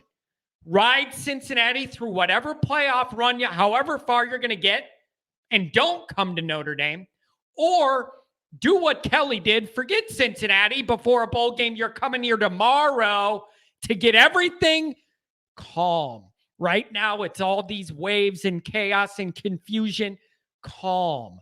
So the problem with Fickle is the timing. You can't wait a month and a half. You can't. You'll have no recruits. You can't. So I see Notre Dame being boxed in some ways. Am I wrong? I would put it this way. I think if Fickle is who Notre Dame actually wants, I don't think anybody's going to be cheering harder for Houston on Saturday than Notre Dame. There'll be bigger Houston fans than anybody. Well, now wait a second. Not just because of the Fickle situation. Yep. But because you're going where I'm going. Cincinnati loses. Yeah. If Cincinnati loses, in theory, Notre Dame would jump them. Even though I still don't think that you can put Notre Dame ahead of Cincinnati because of the head-to-head. And yes, I am that person where games actually matter. That would be it. Like, you remember how in 2018 everybody kept running out the dumbass argument for one-loss Michigan over undefeated Notre Dame because, well, Michigan's just gotten so much better as the season has gone on. Like, I feel like that's what we're trying to do with Notre Dame to Cincinnati. Now, well, but wait a second, Lawrence. I'm not going to complain. But wait a second. Benefit us. But wait a second. There's a totally different angle here with this that I think. I get that. The different angle is you could say in this specific case, you could say, yes, Cincinnati beat Notre Dame, then Cincinnati loses to Houston. How can you put Notre Dame ahead of them? You could actually make the body of work argument in this case because of the scheduling difference between Cincinnati and Notre Dame. I'm more open to that argument of a team jumping a team who beat them when it's this way than if it's two teams in the same conference playing roughly the same similar competition week in, week out. So I would kind of get that this weekend, but that is a very odd dynamic you're talking about. Them losing, it helps Notre Dame get in, and that it's so wild. This is all wild. This weekend's going to be great. So the last thing, just circling back to Jack Swarbrick, he's only had to make like 3 real hires. And so I did a little bit of research to see, how well those hires have worked out, to see if this is a guy who knows what he's doing or whether this is a guy who just, so obviously his biggest hire was Brian Kelly. And I think, there were a lot of callers that were bagging on Kelly, and I used to be that guy. But these last 5 years have been really good, like really good. And I've been watching Notre Dame football since I was in 6th grade. And we've never been this good for this long in my lifetime. So it's not something that I've taken for granted. So close, but not to the top. I think we can put the hire of Brian Kelly in the very good category. Is that fair? I think that's fair. And I actually think your perspective over this last Brian Kelly run is a very mature one. More mature than me in a lot of cases where, I want a trophy in the case and all that. But I think it's a really a mature perspective that you have. So, Lawrence, I thank you very much for giving me a call. I got one. Go ahead. One quick point still. Go ahead. So, Hipster Jack has had to hire a baseball coach, a soccer coach, a men's soccer coach, and a women's basketball coach. And so far, it looks like 2 of those have worked out, and one of them is still undecided. So I'm not going to bog it down too much because I know this is a more football-centric show, but Notre Dame baseball had for years been just an armpit and an absolute dumpster fire. Even going all the way back to when our boy Jeff Samardzija was pitching for the Irish. But in 2020, Jack hired a guy named Link Jarrett, who had been, I believe, at Georgia Southern for a number of years. Prior to the 2020 season getting canceled for COVID, he was 11-2. And then in 2021, he went 34-13 and took Notre Dame all the way to the NCAA Super Regionals, where they lost to eventual national champions Mississippi State. Then he hired men's soccer coach Chad Riley in 2018. And since then, Riley has gone 43 wins, 29 losses, 7 draws, and taken Notre Dame to the NCAA men's soccer tournament 3 out of 4 years. They have a quarterfinal matchup actually in a couple of days. So things are going well on the men's soccer front. So those 2 hires worked. The one that is still kind of undecided, but was not a good debut season, was Neil Ivey with the women's basketball program. And I get that following Muffet McGraw is an almost impossible task. It's going to be the same problem that you run into at Duke when Coach K retires at the end of the year. Hell, it's going to be the same problem that you run into when Nick Saban retires from Alabama. How do you go into a program and follow the guy, right? So following Muffet McGraw was always going to be almost an impossible challenge, and COVID was weird last year, but Notre Dame women's basketball in year 1 under Neil Ivey went 10-10. So that's a question mark. Now they're 6-1 this year so far. So that's the arrows pointing back up. So are you trying to tell me that, are you doing all this about sports I don't care about to tell me Jack's got it all together and he's making good hires? Is that where you're going here? That the ledger is on his side of good hires? Is that what this is? That's what it would seem to be. Are you? I see what you're doing, Lawrence. You're trying to get me out of my little football window and get me to look at more big picture. Is that what you're doing? A little bit, because he's only had to make one football hire, and like you said, Brian Kelly has always been very divisive among the fan base, and so to kind of judge how good of a job we think Jack Swarbrick can do in hiring the next football coach, you got to look at some of the other hires that he's made within the athletic department. And I think it's weird because he, for the longest time, got a lot of credit for running a successful athletic department when Brian Kelly was the only guy he had hired. He didn't hire Muffet McGraw. He didn't hire Mike Bray, coaching the men's basketball team, which, by the way, that's a change that made to be made here fairly shortly, as Mike Bray has completely fallen apart. But, the hires that he's made since he's been here, 2 of them seem to have worked fairly well, and one of them had a disaster debut season, but seems to be doing fine this season. So, hey, I'll give Jack looking for. He's a lawyer. He's a smart guy. I'm sure he's doing his due diligence and doing all that. People just don't have any patience, namely me. I'm not going to sleep again. I'm not going to sleep again until this is all resolved.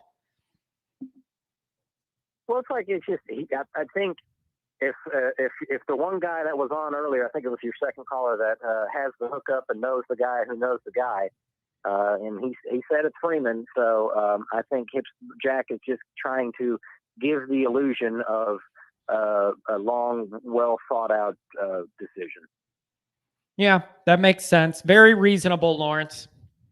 Very reasonable. Reasonable is my middle name. It really is. You're always good at leveling me out, like and looking at the other side of stuff and balancing it out. So always very reasoned and well thought out stuff from you. Always. Lawrence, good talking to you, my friend. Yeah, you do a good job. Yeah, you too, man. Appreciate it. Have a good night, my friend. We'll see you. Yep, bye. Bye. Okay, so we got people in the chat that are now saying that on the Ohio State boards, Marcus Freeman is the defensive coordinator at Ohio State. Like, it's just wild. And then I did see there were some people in here. I think they're LSU people in the chat. I don't know if they just wanted to see what we're all saying about Kelly or what the deal is with that. So here's the deal. We have some time left in this show. We have a full bank of calls So I'm going to try and breeze through them, but we're going to have to go quicker than the time I've been giving people. So I'm going to try and breeze through these and hit these people up. 615 area code. You are up next. Hey, John, how's it going? How Barry here. how you doing, man? Doing good, man. Like you said, I'm going to breeze through this, okay? Just going to answer your questions directly. Who should replace Brian Kelly at Notre Dame? Well, I would love to see Tabo Sweeney, but that's not realistic. So let's forget that. Okay, Marcus Freeman, obviously. Here's why. I'll make it quick. Here's why. He's fiery. I've seen him on the sidelines with his players. They respond to him. They've done nothing but improve. And as one of your other callers, I guess about 4 calls back, was mentioning that, well, he was mentored and this stuff. Name me a coach that hasn't been mentored, so I don't buy that point. Okay, so also to that point, they've done nothing but improve. And yes, you can make the case that they have played lesser competition. But have they played lesser competition than Cincinnati? No, of course not. Cincinnati hasn't played one Power 5 team this year, have they? Am I wrong? Yeah. Have they played a Power 5 team? Well, us, if you count that, that's as close as it gets for them, right? Yeah. So they beat us, right? Yeah, they beat us. But they beat us when we were still transitioning. Still figuring out what was going on. And defense wasn't our problem then, and it never has been. It was our offense. So once our offense picked up, guess what? Our defense laid the rest of the groundwork. So how do I feel about how we left? The only problem I have about how he left is that I understand the politics of it. I understand it's about money. It's a business at the end of the day for these coaches, okay? I'm a diehard 40-year-old. I'm old enough to remember when they won a national championship. And I was there and I watched it. It was beautiful. I'm just saying, but it's a business at the end of the day. But but my problem with that how he left was that he had like a 2-minute speech in the locker room. This is a rumor. I don't even know if this is true, but this is what I heard. Is he gave a 2-minute speech to his players, had them all come in there, and didn't let them ask questions or nothing. He just told them he was leaving, and then he just walked out the door. So that's the problem I have with how we left. Yeah, I mean, almost, why even do it? If you're just going to come back for 2 minutes at 7 a.m., why even bother? Like, he already left. It was all already ruined. The guys already all found out from Twitter. Like, that moment of him leaving the right way was screwed anyways. Exactly. So, yeah, that's bad. But the timing on all this, like, it would be, we're so worked up about this coaching thing now. We've almost forgotten we're in a playoff chase. If a couple things break Saturday, we're in the playoff, and that's like 3rd or 4th in my mind of this big picture. It's wild. The timing of it all is an issue. But like you said, it's a business, it's money, it's whatever. Like that, people are going to do it. These contracts don't mean anything either. These buyout clauses are easy. You rip them up, go where you want to go. Go where you want to go. Exactly. But I agree. But for the players though, like I feel bad for them. And especially like you said, we have 1 foot in the door and we need a couple miracles to get into the playoffs, right? But at the very least, we're looking at maybe a New Year's Six bowl without a freaking coach. I mean, come on, swore dick. Make a decision. And if you're going to hire Cincinnati's head coach, do it now. And don't allow him to coach in his title game, in his conference title game. and don't allow him to play in the coach of the national championship, or if they, I just think you don't have that luxury because you will have literally no recruit. You're not going to have no recruiting class. There's going to be a certain amount of guys that are going to go to Notre Dame for the education and all that, no matter what. I don't want to exaggerate. You're not going to lose all your guys, but the dream of us building these couple classes that are legitimately in the top 5, next level type stuff, that's all going to take a hit with so much instability. I do not think you're in a position, if Cincinnati beats Houston and they're in the and make it in the playoff, you can't wait. I just don't think you can wait. Yeah, no, you can't. So you don't have that luxury, and that's another thing with the timing that's not ideal, but you just don't have that luxury. You don't. And that's my problem.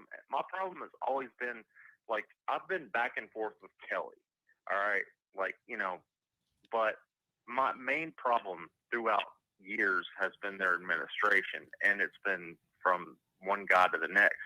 And Swarbrick has been the worst, in my opinion. I mean, he's had Notre Dame playing with one arm tied behind their back year after year. It would take me way too long to get into this, so I'm not going to. I'm just saying that from what I've seen, there's just been too many examples of players who had committed to Notre Dame that Brian Kelly got, 5-star guys. They have the GPA required to get into Notre Dame, but they may have like a bit of a criminal record. They got a misdemeanor on there, a DUI or something like that. They don't get to come. Then their scholarship's gone. Trying to keep a standard. I understand. I kind of get it, but come on. It just are we all out on football at Notre Dame, or are we not? Is it an academic program or is it a football program? That is always the dividing line with Notre Dame. And it's a very fine line with Notre Dame. You got to walk that line because every football team that wins something major has a group of guys on it that they're wired a little different and they're kind of wild men. You need enough of them, not enough to your program gets out of control, but you need enough of them, that guys that'll run through a wall for you. You need some of those guys. You just don't need too many because then it leans that way. You got to walk that line very carefully, and it's very hard at Notre Dame. So what do you think ends up happening in the long run? Who are they going to hire? Okay. Here's what I want to see, okay?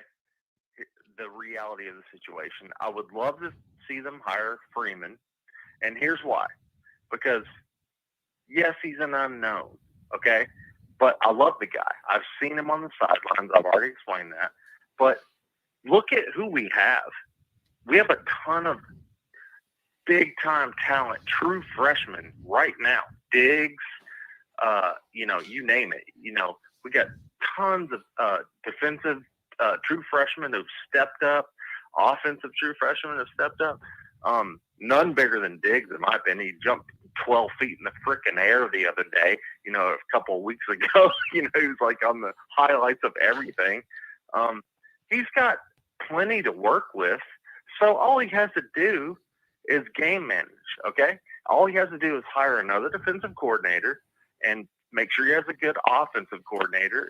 And please, God, let us get a special teams coordinator for once, please, where we don't call fair catches every time. Hey, that's your recruiting coordinator. You're bad mouthing. I know. I go after Polian too with the special team stuff, but he actually does a really solid job as the recruiting coordinator. So thank you very much. Yeah, I know he does. He does, but I give him a hard time about the special teams too. But you know why he does that though, right? Yeah. I feel like Kelly was a micromanager. Do you agree? I could see that. It's weird. In some instances, yes. And then there's other instances where I want him to get more involved and he isn't enough involved. He can never time it out right for me, but I'm happy. I'm hard to make happy anyways. Yeah, well, me too. Yeah, I just am. That's why my blood pressure's. I'm always on the verge of a heart attack. Tell Just me like you. about it. So I'm on the verge of a stroke every time Notre Dame plays or I think about it. My blood pressure's unstable. if they don't name a head coach by tomorrow, I don't know if I'm going to survive the week. I know. I need an answer tomorrow. I know. It's been, So. and it's really upsetting, like how connected to this we all are. Like every minute of the day we're awake, we're checking for updates and reading all the gossip. It's wild. It's wild times, but we're all in it together. So thank you for calling, my friend. Call again next time I have a show. Yeah, thank you. No, thanks for having me. No problem. Have a good night. You too, brother. Thanks. We are going to go 860 Connecticut. Is this Connecticut? Who we got? 860. Yeah, it is. What's up? Oh, can you hear me? Yep. Oh, here we go. So it's Tom. You know, diehard fan since I could walk. But just like you, I mean, this news has had me shaken up for the past 24 hours like crazy. I mean, I was in the middle of studying for an exam yesterday, and it just all focus was lost. Just absolutely screwed me. But I mean, I guess going with the head coach question, I think the right and like it, because I think getting a coach instantly, like not only if we do want to make the playoffs this year, because clearly like the playoff committee's indicated that instability within the program like is going to limit us in our bowl game. I think Marcus Freeman's the right hire, especially with recruiting too, because I mean the 2022 and 2023 class are on pace to be like two of the historically like Notre Dame's best recruiting classes. And I think that like if we do want to get to that, you know, I guess I mean I'd upper echelon level in college football and like really be able to go out against Ohio State, Bama, Georgia, and like a good Clemson and like really compete and have a chance, that we need to, you know, keep our recruiting or just increase and improve our recruiting classes. And what you said we're talking about with the last viewer, I mean, I think I would disagree that this is gonna that this whole head coach thing is gonna, you know, mess up our recruiting classes. Like we lost one 3-star recruit, and I personally thought we were gonna lose way more, but all the recruits have been so behind the program still. And I think, you know, that's really important, like going forward. And all of them have been so supportive of Marcus Freeman. Yeah, there's so no. I think I was just gonna say, I think he has to be situationally right now the right hire. Listen, there's no doubt those other players and recruits are rallying behind Marcus, and they love him and support him and want him to be the guy. There's no doubt about that. And listen, I feel bad. I feel like it's cheap sometimes when I say that I like Freeman so much about his personality. Like, that's not even a measurable football thing. I just happen to think he has a personality that's a little different than what we're used to of the head coach of Notre Dame having. The program's in such great shape. I just think he's a good blend to take it to the next level over the top. That's all. That's just my opinion. What do I know? I mean, no, I agree. Like, I don't know if you watched the blank out on the name, but the Kyle Hamilton the podcast, Kyle Hamilton, Cam Hart, and stuff. Yeah, the garage. They did last. Yeah, inside. The emergency podcast they did last night. I found this so interesting. They're all like, honestly, like, we didn't come to Notre Dame for Brian Kelly. Like, as great of a coach as he is and stuff, they're like, our real relationships and what we felt like built the program the best have been with like the strength coach who we're keeping, which is phenomenal. And like with Marcus Freeman and Tommy Rees. I think the Tommy Rees thing, keeping Tommy Rees is honestly more important than I think the average person feels, because, you know, a lot of the offensive players are so close and really like him. And I think like with Brian Kelly gone, like he's going to be able to, you know, run an offense more to the style that he would want to. Yeah, that makes sense. Now, you bring up another good point, and it's something I've been thinking about as well in my own brain. when you were talking about the players saying that, you know, they didn't come to Notre Dame for Brian Kelly, but, you know, really chose the school and the mission of the school and all that. That's a big deal when you're going through something like this. So I always say that in this position, Notre Dame's not going to catch the recruiting losses some other team would, because there's always going to be that chunk of people, players, good families, good schools they're from, that value Notre Dame, and whoever the coach is, doesn't matter. They value that mission, those values, you know, all that. So that's obviously something in our favor through all this. At the same time, we were on the verge of epic classes for Notre Dame for these, and you just don't want to see it lose the steam now. So it's just a delicate balance, and the timing's not ideal. But as with a lot of things in life, a lot of time the timing's not ideal. Oh, I mean, I would 100%. I think the thing that hurt me the most with Brian leaving is that, I mean, this year, I think Georgia is far and above the best team in college football. And I mean, even if we get the 4 seed, I would love us to, but I don't think any team is really going to compete with them this year. But coming in next year we've faced a decent amount of injuries this year. Like the O-line just got demolished at the beginning of the season. I think like seeing, you know, Brian next year, and then in Marcus's second year as a defensive coordinator, where he's like, you know, even more accustomed to like the culture and all that. I think it would have been really awesome just to see what we could have done next year, especially because our strength of schedule next year, like you wouldn't have really been able to argue like a spot for us in the playoffs if we went even 11-1 with like the teams that we're facing. Yeah. It's a really tough schedule. Leaving. Yeah.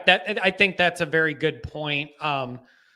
But it is what it is, and you got to adjust. And it's next man up. It's just a matter of who's the next man up at this point.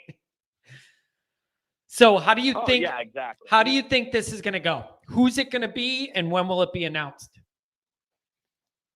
I think it will be Marcus Freeman, just because A, overwhelming player support, and B, like I think the fact that the AD like highlighted that he doesn't feel the need for an immediate interim means that it will be an internal hire, because I think if not, like because of all the playoff implications and needing like a head coach and having stability within the program is so important to the CFP committee, that I think it will be Marcus Freeman.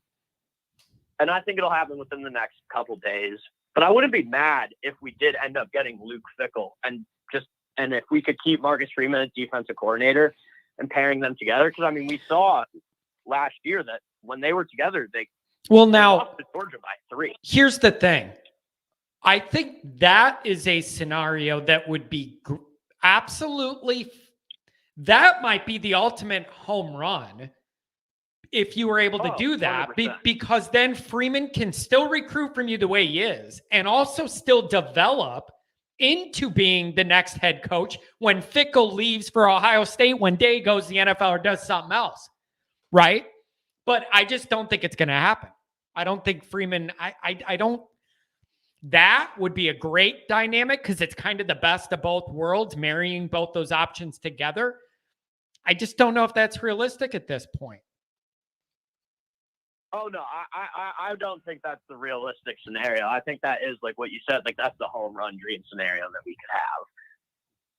Yeah. I agree with you, because you're not losing Freeman, you're developing Freeman, and you have another guy you feel pretty good about. That would be a home run. I just don't know if that's on the table. Yeah.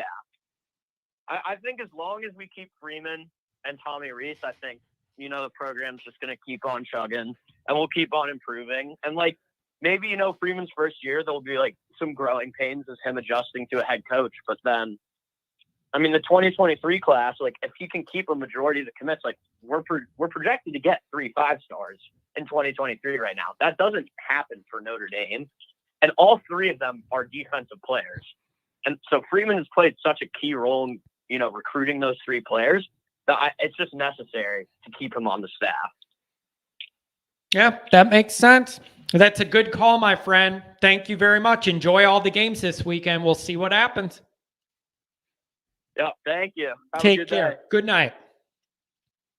We are going to next go to, this is an area code in my region, 630.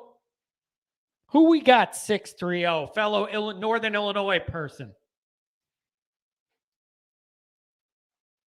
Do I got you 630? Apparently, they fell asleep on the line. We're going to go to 517 area code 517. You're on the air. Hello. Who we got? We got Rick. How are you doing? Good. What's up, Rick? What do you think about this Notre Dame situation? What do I think about it? Well, I think it's like we got dumped when we wanted to dump her first. That's what it feels like to me. So we got I beat feel to like the this guy's dumping? naked. Apparently. I don't know. It feels something like that. It's a little bit classless. I So wouldn't even say a little bit classless. So you don't like the way he left? No, of course I don't like the way he left. Who likes the way he left? Anybody that says, "Oh, this is all business," you're full of shit. You know who likes seriously it? Full of shit. You're not. His wife likes it. Say what? His wife likes it. I guarantee you, she likes that 15 mil dough. What do you mean? The contract is 10 years, $95 million. Don't get it twisted. The 15 million was just a rumor. It was 12 million, then it was 14 million, then it was 15 million. Turns out it was only 10 years, 95 million. Same contract as Mel Tucker. So LSU offered Mel Tucker 10 years, $95 million, $9.5 million a year, and took it and turned. Mel Tucker said no, took it, turned it around, offered it to Brian Kelly because they knew Brian Kelly wanted to leave. He was shopping himself around all goddamn year. Yeah, like you can't screw around with people like this. You can't screw around with kids' careers like this. And then you give them 2 minutes in the morning. 2 minutes this morning. Come on, man. Goddamn. Yeah, that's a rough way to go out. And I think a lot of those kids are hurt and a lot of those coaches are upset. And it's crazy, man. You know what was weird? Seeing Brian Kelly's Twitter and his last tweets were giving Michael Mayer the game ball, but it's all in purple now. It's just bizarre. It's just bizarre. Yeah. It was just like one of those stupid things when you're younger and there was somebody that had a relationship on Facebook, and then they make sure they delete all the pictures of their ex-girlfriend real quick, Right. but they have that one thumbnail of the picture of them together still. It's just some stupid. Yeah, it come does on, feel man. like that. You can't have this stuff come out on social media if you think if you're the head coach of Notre Dame. And not to mention the fact that all of us that are calling in, all of us have been fans since we were little kids. So it means more than just like, hey, he got, which we all thought last night, he got double the amount of money, right? You just said he got like $15 million a year or whatever. He didn't. It came out multiple sources today. 10 years, 95 million, which is not that big of a pay increase. It's just not. Yeah, it doesn't make none of this makes any sense. Well, wait, maybe it's this simple. Maybe it's this simple. Brian Kelly's getting older. He thinks he's doing a great job, and he just thinks, I'm not going to get over the hump at Notre Dame. It's too hard here. I want to go prove I can win a championship somewhere. And so he's taking this chance. Maybe it's that simple. Now, was it all done the right way? Maybe not the way we wanted, but maybe it's that easy, man. Maybe he just thought, I want to go prove myself. It's too hard here. I don't know. Yeah, all right, let's go there. So this is a lateral move, John. It's a lateral move from a power program to a power program. What has he been preaching at us for the last 12 years? We're going to get these guys back.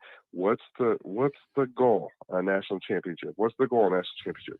And he's like, oh, it got too hard, so I'm going to jump ship right now.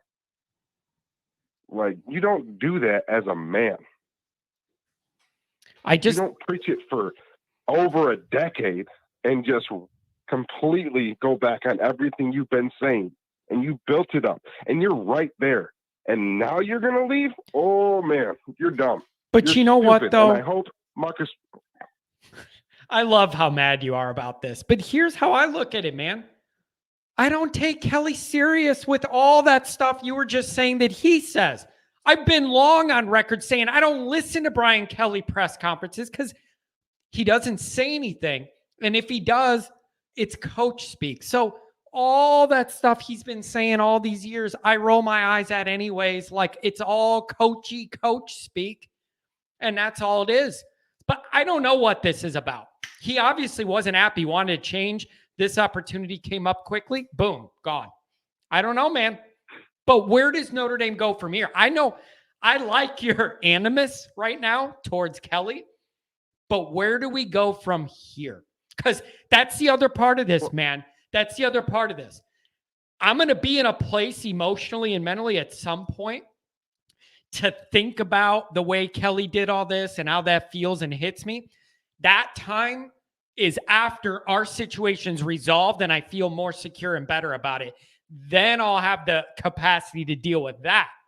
But for now, I ain't worried about Kelly. Not my problem anymore. Not my problem anymore. You're dead to me. So now I got to worry about who's alive to me. Kelly's dead to me now. So I'm more worried about I'm more worried about who's coming in than this guy leaving. So I respect how upset you are about it, though. I think a lot of the players were. I think Kelly pissed off a lot of people. I just don't think he cares. I don't think he cares. No. Maybe he thinks we didn't appreciate him in Notre Dame. Maybe he thinks that's a possibility. Maybe he thinks, what else do I got to do, man? I'm winning more games in Notre Dame than anybody has in history. And this idiot on Always Irish is always telling me I'm not winning enough big games. Maybe he's just sick of it. Who knows? Who knows?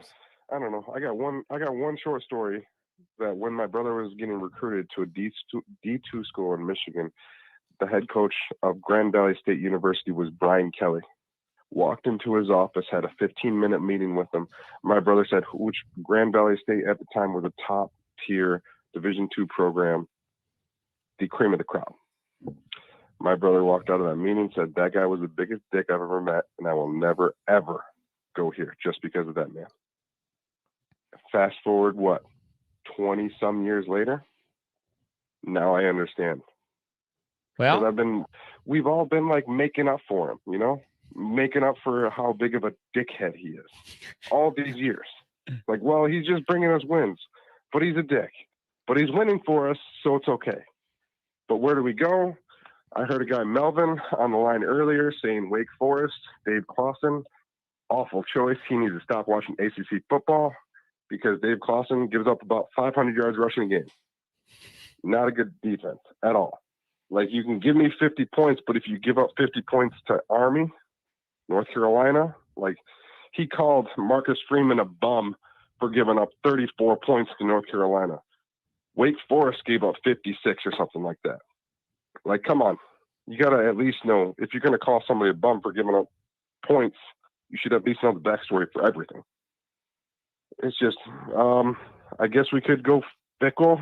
Who cares, though? We already know who the coach needs to be. Everybody knows who the coach needs to be. I'm unsure why this is taking so long.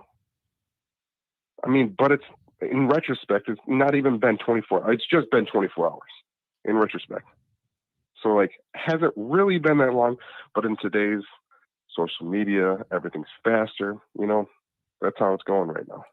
Yeah, I think everybody wants everything right away. And I don't know. Again, in the chat, I got people all over the board saying it's Freeman, head coach at Notre Dame, Freeman, defensive coordinator somewhere else. I don't know. I don't know what to believe. It's going to be wild. So who do you think they end up with? Freeman and soon, or Fickle and later, or what? I'm sorry. And this is really tough. This is a really tough choice for Jack Swarbrick to make, because he knows the right choice is probably Luke Fickell, but there's so much noise going on everywhere for Marcus Freeman, including myself, including you, including just about everybody. It's like, this is the guy. And I'm just hoping, like that Melvin guy said, we're not just a part of this hype train that's going to come crashing in like 3 years. I get that. I don't know. Here's the thing though, man. Sometimes you got to roll the dice. The only way to have this hire not have any risk is to hire the top 1 or 2 or 3 coaches in the sport that you know are guaranteed proven big time winners no matter what. Guess what? Those guys aren't coming to Notre Dame no matter what. They're not coming to Notre Dame. So then you got to look at what else there's always a risk. None of these are guaranteed. So if I'm going to roll the dice, I'm going to roll the dice on a guy who's an excellent communicator and a great recruiter and who put up pretty good defensive numbers year 1 in Notre Dame with a ton of injuries, figuring out his personnel. If I'm rolling the dice with anybody, that seems like a pretty good bet to me. That's how I'm going about my process. Like that's just what I think. I agree. So I don't know. It's gonna be wild. There's one guarantee. I'm gonna say one guarantee right now because there's all Notre Dame fans in here right now. We're all having a good time. One guarantee is this: Marcus Freeman gets hired as the head coach. I guarantee you, if the whole staff stays intact with Marcus Freeman as the head coach and we back into the Final Four, we're going to win a championship, and he's going to have a statue after 2 games played, and Brian Kelly can get screw off. Would that not be the best thing of all time? Is like he leaves, builds all this and leaves. Notre Dame backs in the playoff, plays with our heads on fire. You know what I want everybody to do? Play great just to screw Kelly. Like now that he's gone, play the best game we've ever played. You know how motivated all these players are right now? Right. You know how motivated these guys are? And have them running through a wall. And then if you give him the right leader that's already in the locker room, oh my God, it's gonna be, and you're gonna have to go up against Georgia. And then we either play Cincinnati, most likely, or maybe it's not Cincinnati, maybe it's not Michigan. I don't know. Whoever we play after after Georgia, whoever we play after Georgia, we're going to smoke them. It's done. Georgia's going to be a tough one. Yep, that'd be a tough one for sure. So, I don't know. It's wild. It's just man, life comes at you so fast. Look at where we're at in 24 hours. Look at where we're at. It is wild. So thank you for calling, my friend. Anything else you want to add? Oh, just one more thing. I appreciate what you do, man. Have a good night. Thank you very much. Have a good night. Thanks for being here. All right, bye-bye. Take care. Okay, we got a few minutes left. Time for a couple more. 765. 765, you're on live on the Always Irish Show. What you got? Yo, how's it going, John? What's up, man? What do you think of all this? Well, so I've been a Notre Dame fan since 08, 09, so this is kind of the most drama I've experienced as a Notre Dame fan. So, to be honest with you, I surprisingly thought I was going to have like a nervous breakdown. I got some texts from some family members that I might need to chill down and have a few beers, but I'm honestly not as stressed out as I thought I was going to be. To me, Brian, I just felt like with Brian, we were kind of reaching, like we were hitting what we were going to get with Brian. Like it just never felt like we were going to get over the hump. So Brian, I mean, obviously the randomness, the suddenness, you know, to be honest with you, the disrespect kind of towards the kids, obviously that hurts, but like, and then I guess it's just kind of like ripping off the Band-Aid and just kind of making the new move. So, but see, that's kind of how I feel in the situation. I think you bring up a really good point. And I think the philosophical point you're bringing up partially is proven to be accurate in what has happened with Kelly leaving. I think some of that like not staleness, but kind of like that we're at a level and then we're at the same level and we're at the same level. And how do you get over that? Like that frustration of bumping against that wall, it feels like Kelly even felt that and got frustrated by it. And that's why he's no longer here. So I agree with you that I've had that feeling too. And even last week in my weekly show, I said, what is this? Something has to initiate that turning point from really, really good into this mindset of elite killers. Like, what turns that? Maybe this turns it, and it just happens. I don't know, but this provides an opportunity. So, what do you think's going to happen? So, I mean, what I think's going to happen, what I hope it happens. I mean, I'm with the kids. I'm with the kids. I think the kids of this team. I think the men. I think the alums, the present players, the recruits. They want Freeman. They put their blood, sweat, tears every day. Into that program. If they want Freeman, I say give it to them. I think Freeman is. It feels like Freeman has this like. It just feels like Freeman has like the soul of this team. Like Brian, like as good as a coach he's been, it doesn't feel like Brian's that kind of coach that has like the spirit, like embodies the spirit. Like coaches like Saban, Dabo, like they have that personality. While Brian, since like what year 1, 2, all we see is like pictures of his purple face whenever someone brings up Brian, like for the past 10 years, like it. It's just that kind of energy. And then with Marcus just seems to be, I think the recruiting classes speak for himself. I've been paying attention to the recruiting classes since like, 09, 010. And like Brian seems to always keep us within that 10, 15, 20 range, minus that year after the championship where we got like 5, 6 or somewhere like in there. But like, seeing how like it just feels like the energy for Marcus, like just this past year, looking at the classes, obviously like a top 5 class, 2022, 2023. I like to think they're going to go with Marcus. Like the energy just seems to be just dripping. Yeah. And here's the thing, though. So that's what I'm hoping. Here's the thing, too. Here's the thing. We're talking about all these players and all these recruits love Marcus. They've been going on social media. They want Marcus, all this stuff. And I understand that an athletic director should not make their decision based on what the kids or the players, young men, whatever want. I get that. That would be irresponsible if that's like your only decision. But you cannot ignore the fact.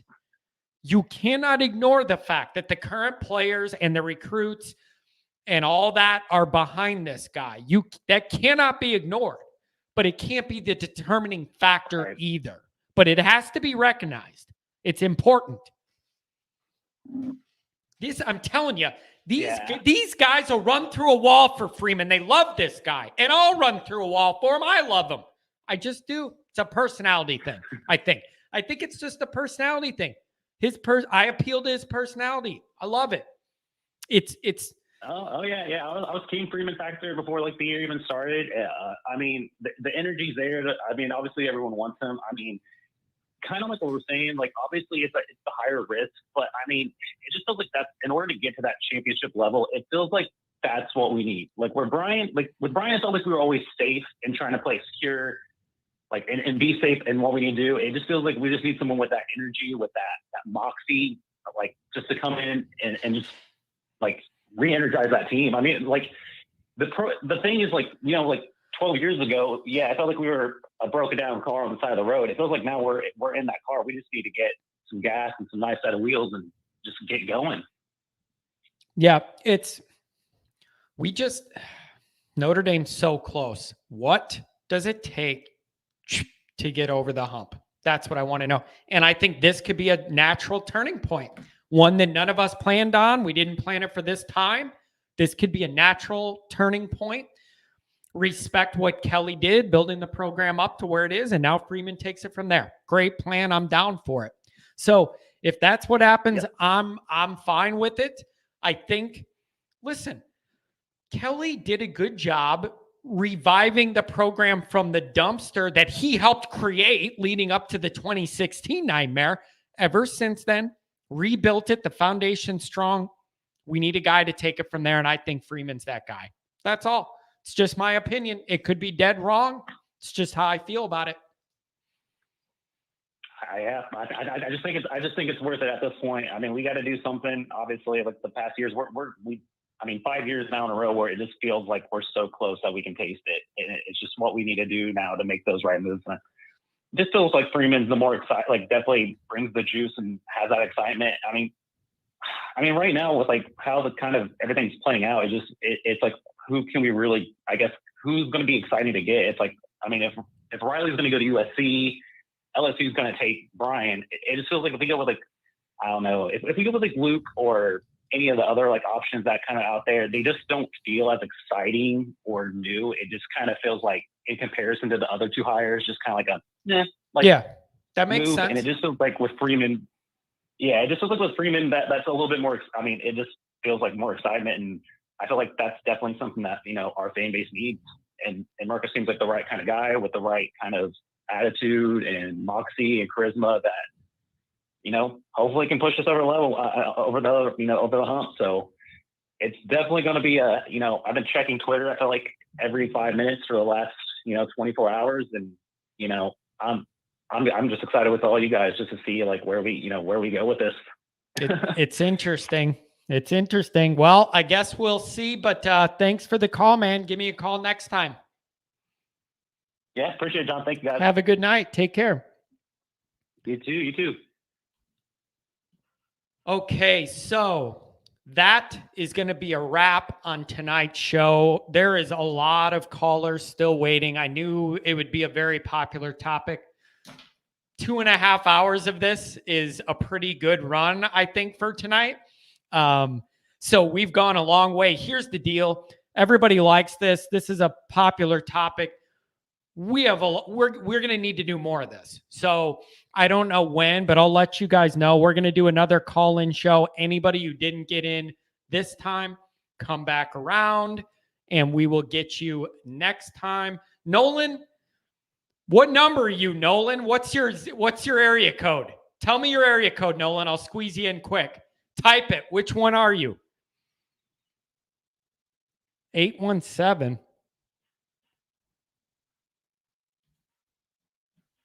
All right, I got an 817. Last call. Better make it good. Are you on? Let's see. Can you hear me? Yep, 817. You're the last one of the night. What you got? How you doing, man? Good. What do you think of all this? Well, I think we should name Marcus Freeman the head coach. And just going off recruiting, I was just looking at 247 Sports from 2010 to 2021. And I think we had one top 5 class under Brian Kelly. Under Marcus Freeman for 2022 and 2023, we have the number 4 and the number 2 recruiting class, which shows you that Marcus Freeman is the reason, I think, why we have the future to be good. Brian Kelly he didn't recruit all these guys coming in. They were the position coaches.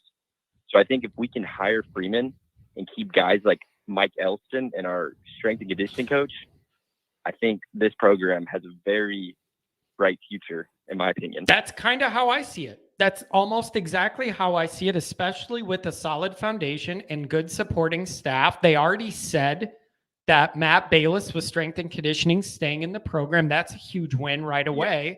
That's a big deal. Mm-hmm. Elston, if you could keep him around, he's done a hell of a job. Elston's been an unsung hero of this staff. Yeah, the defensive line, you got guys like Foskey, Okwara, Khaled Kareem, Nana, Ryan. I mean, that he has produced a lot of good. Yeah, Elston deserves more credit than he gets. That's for sure.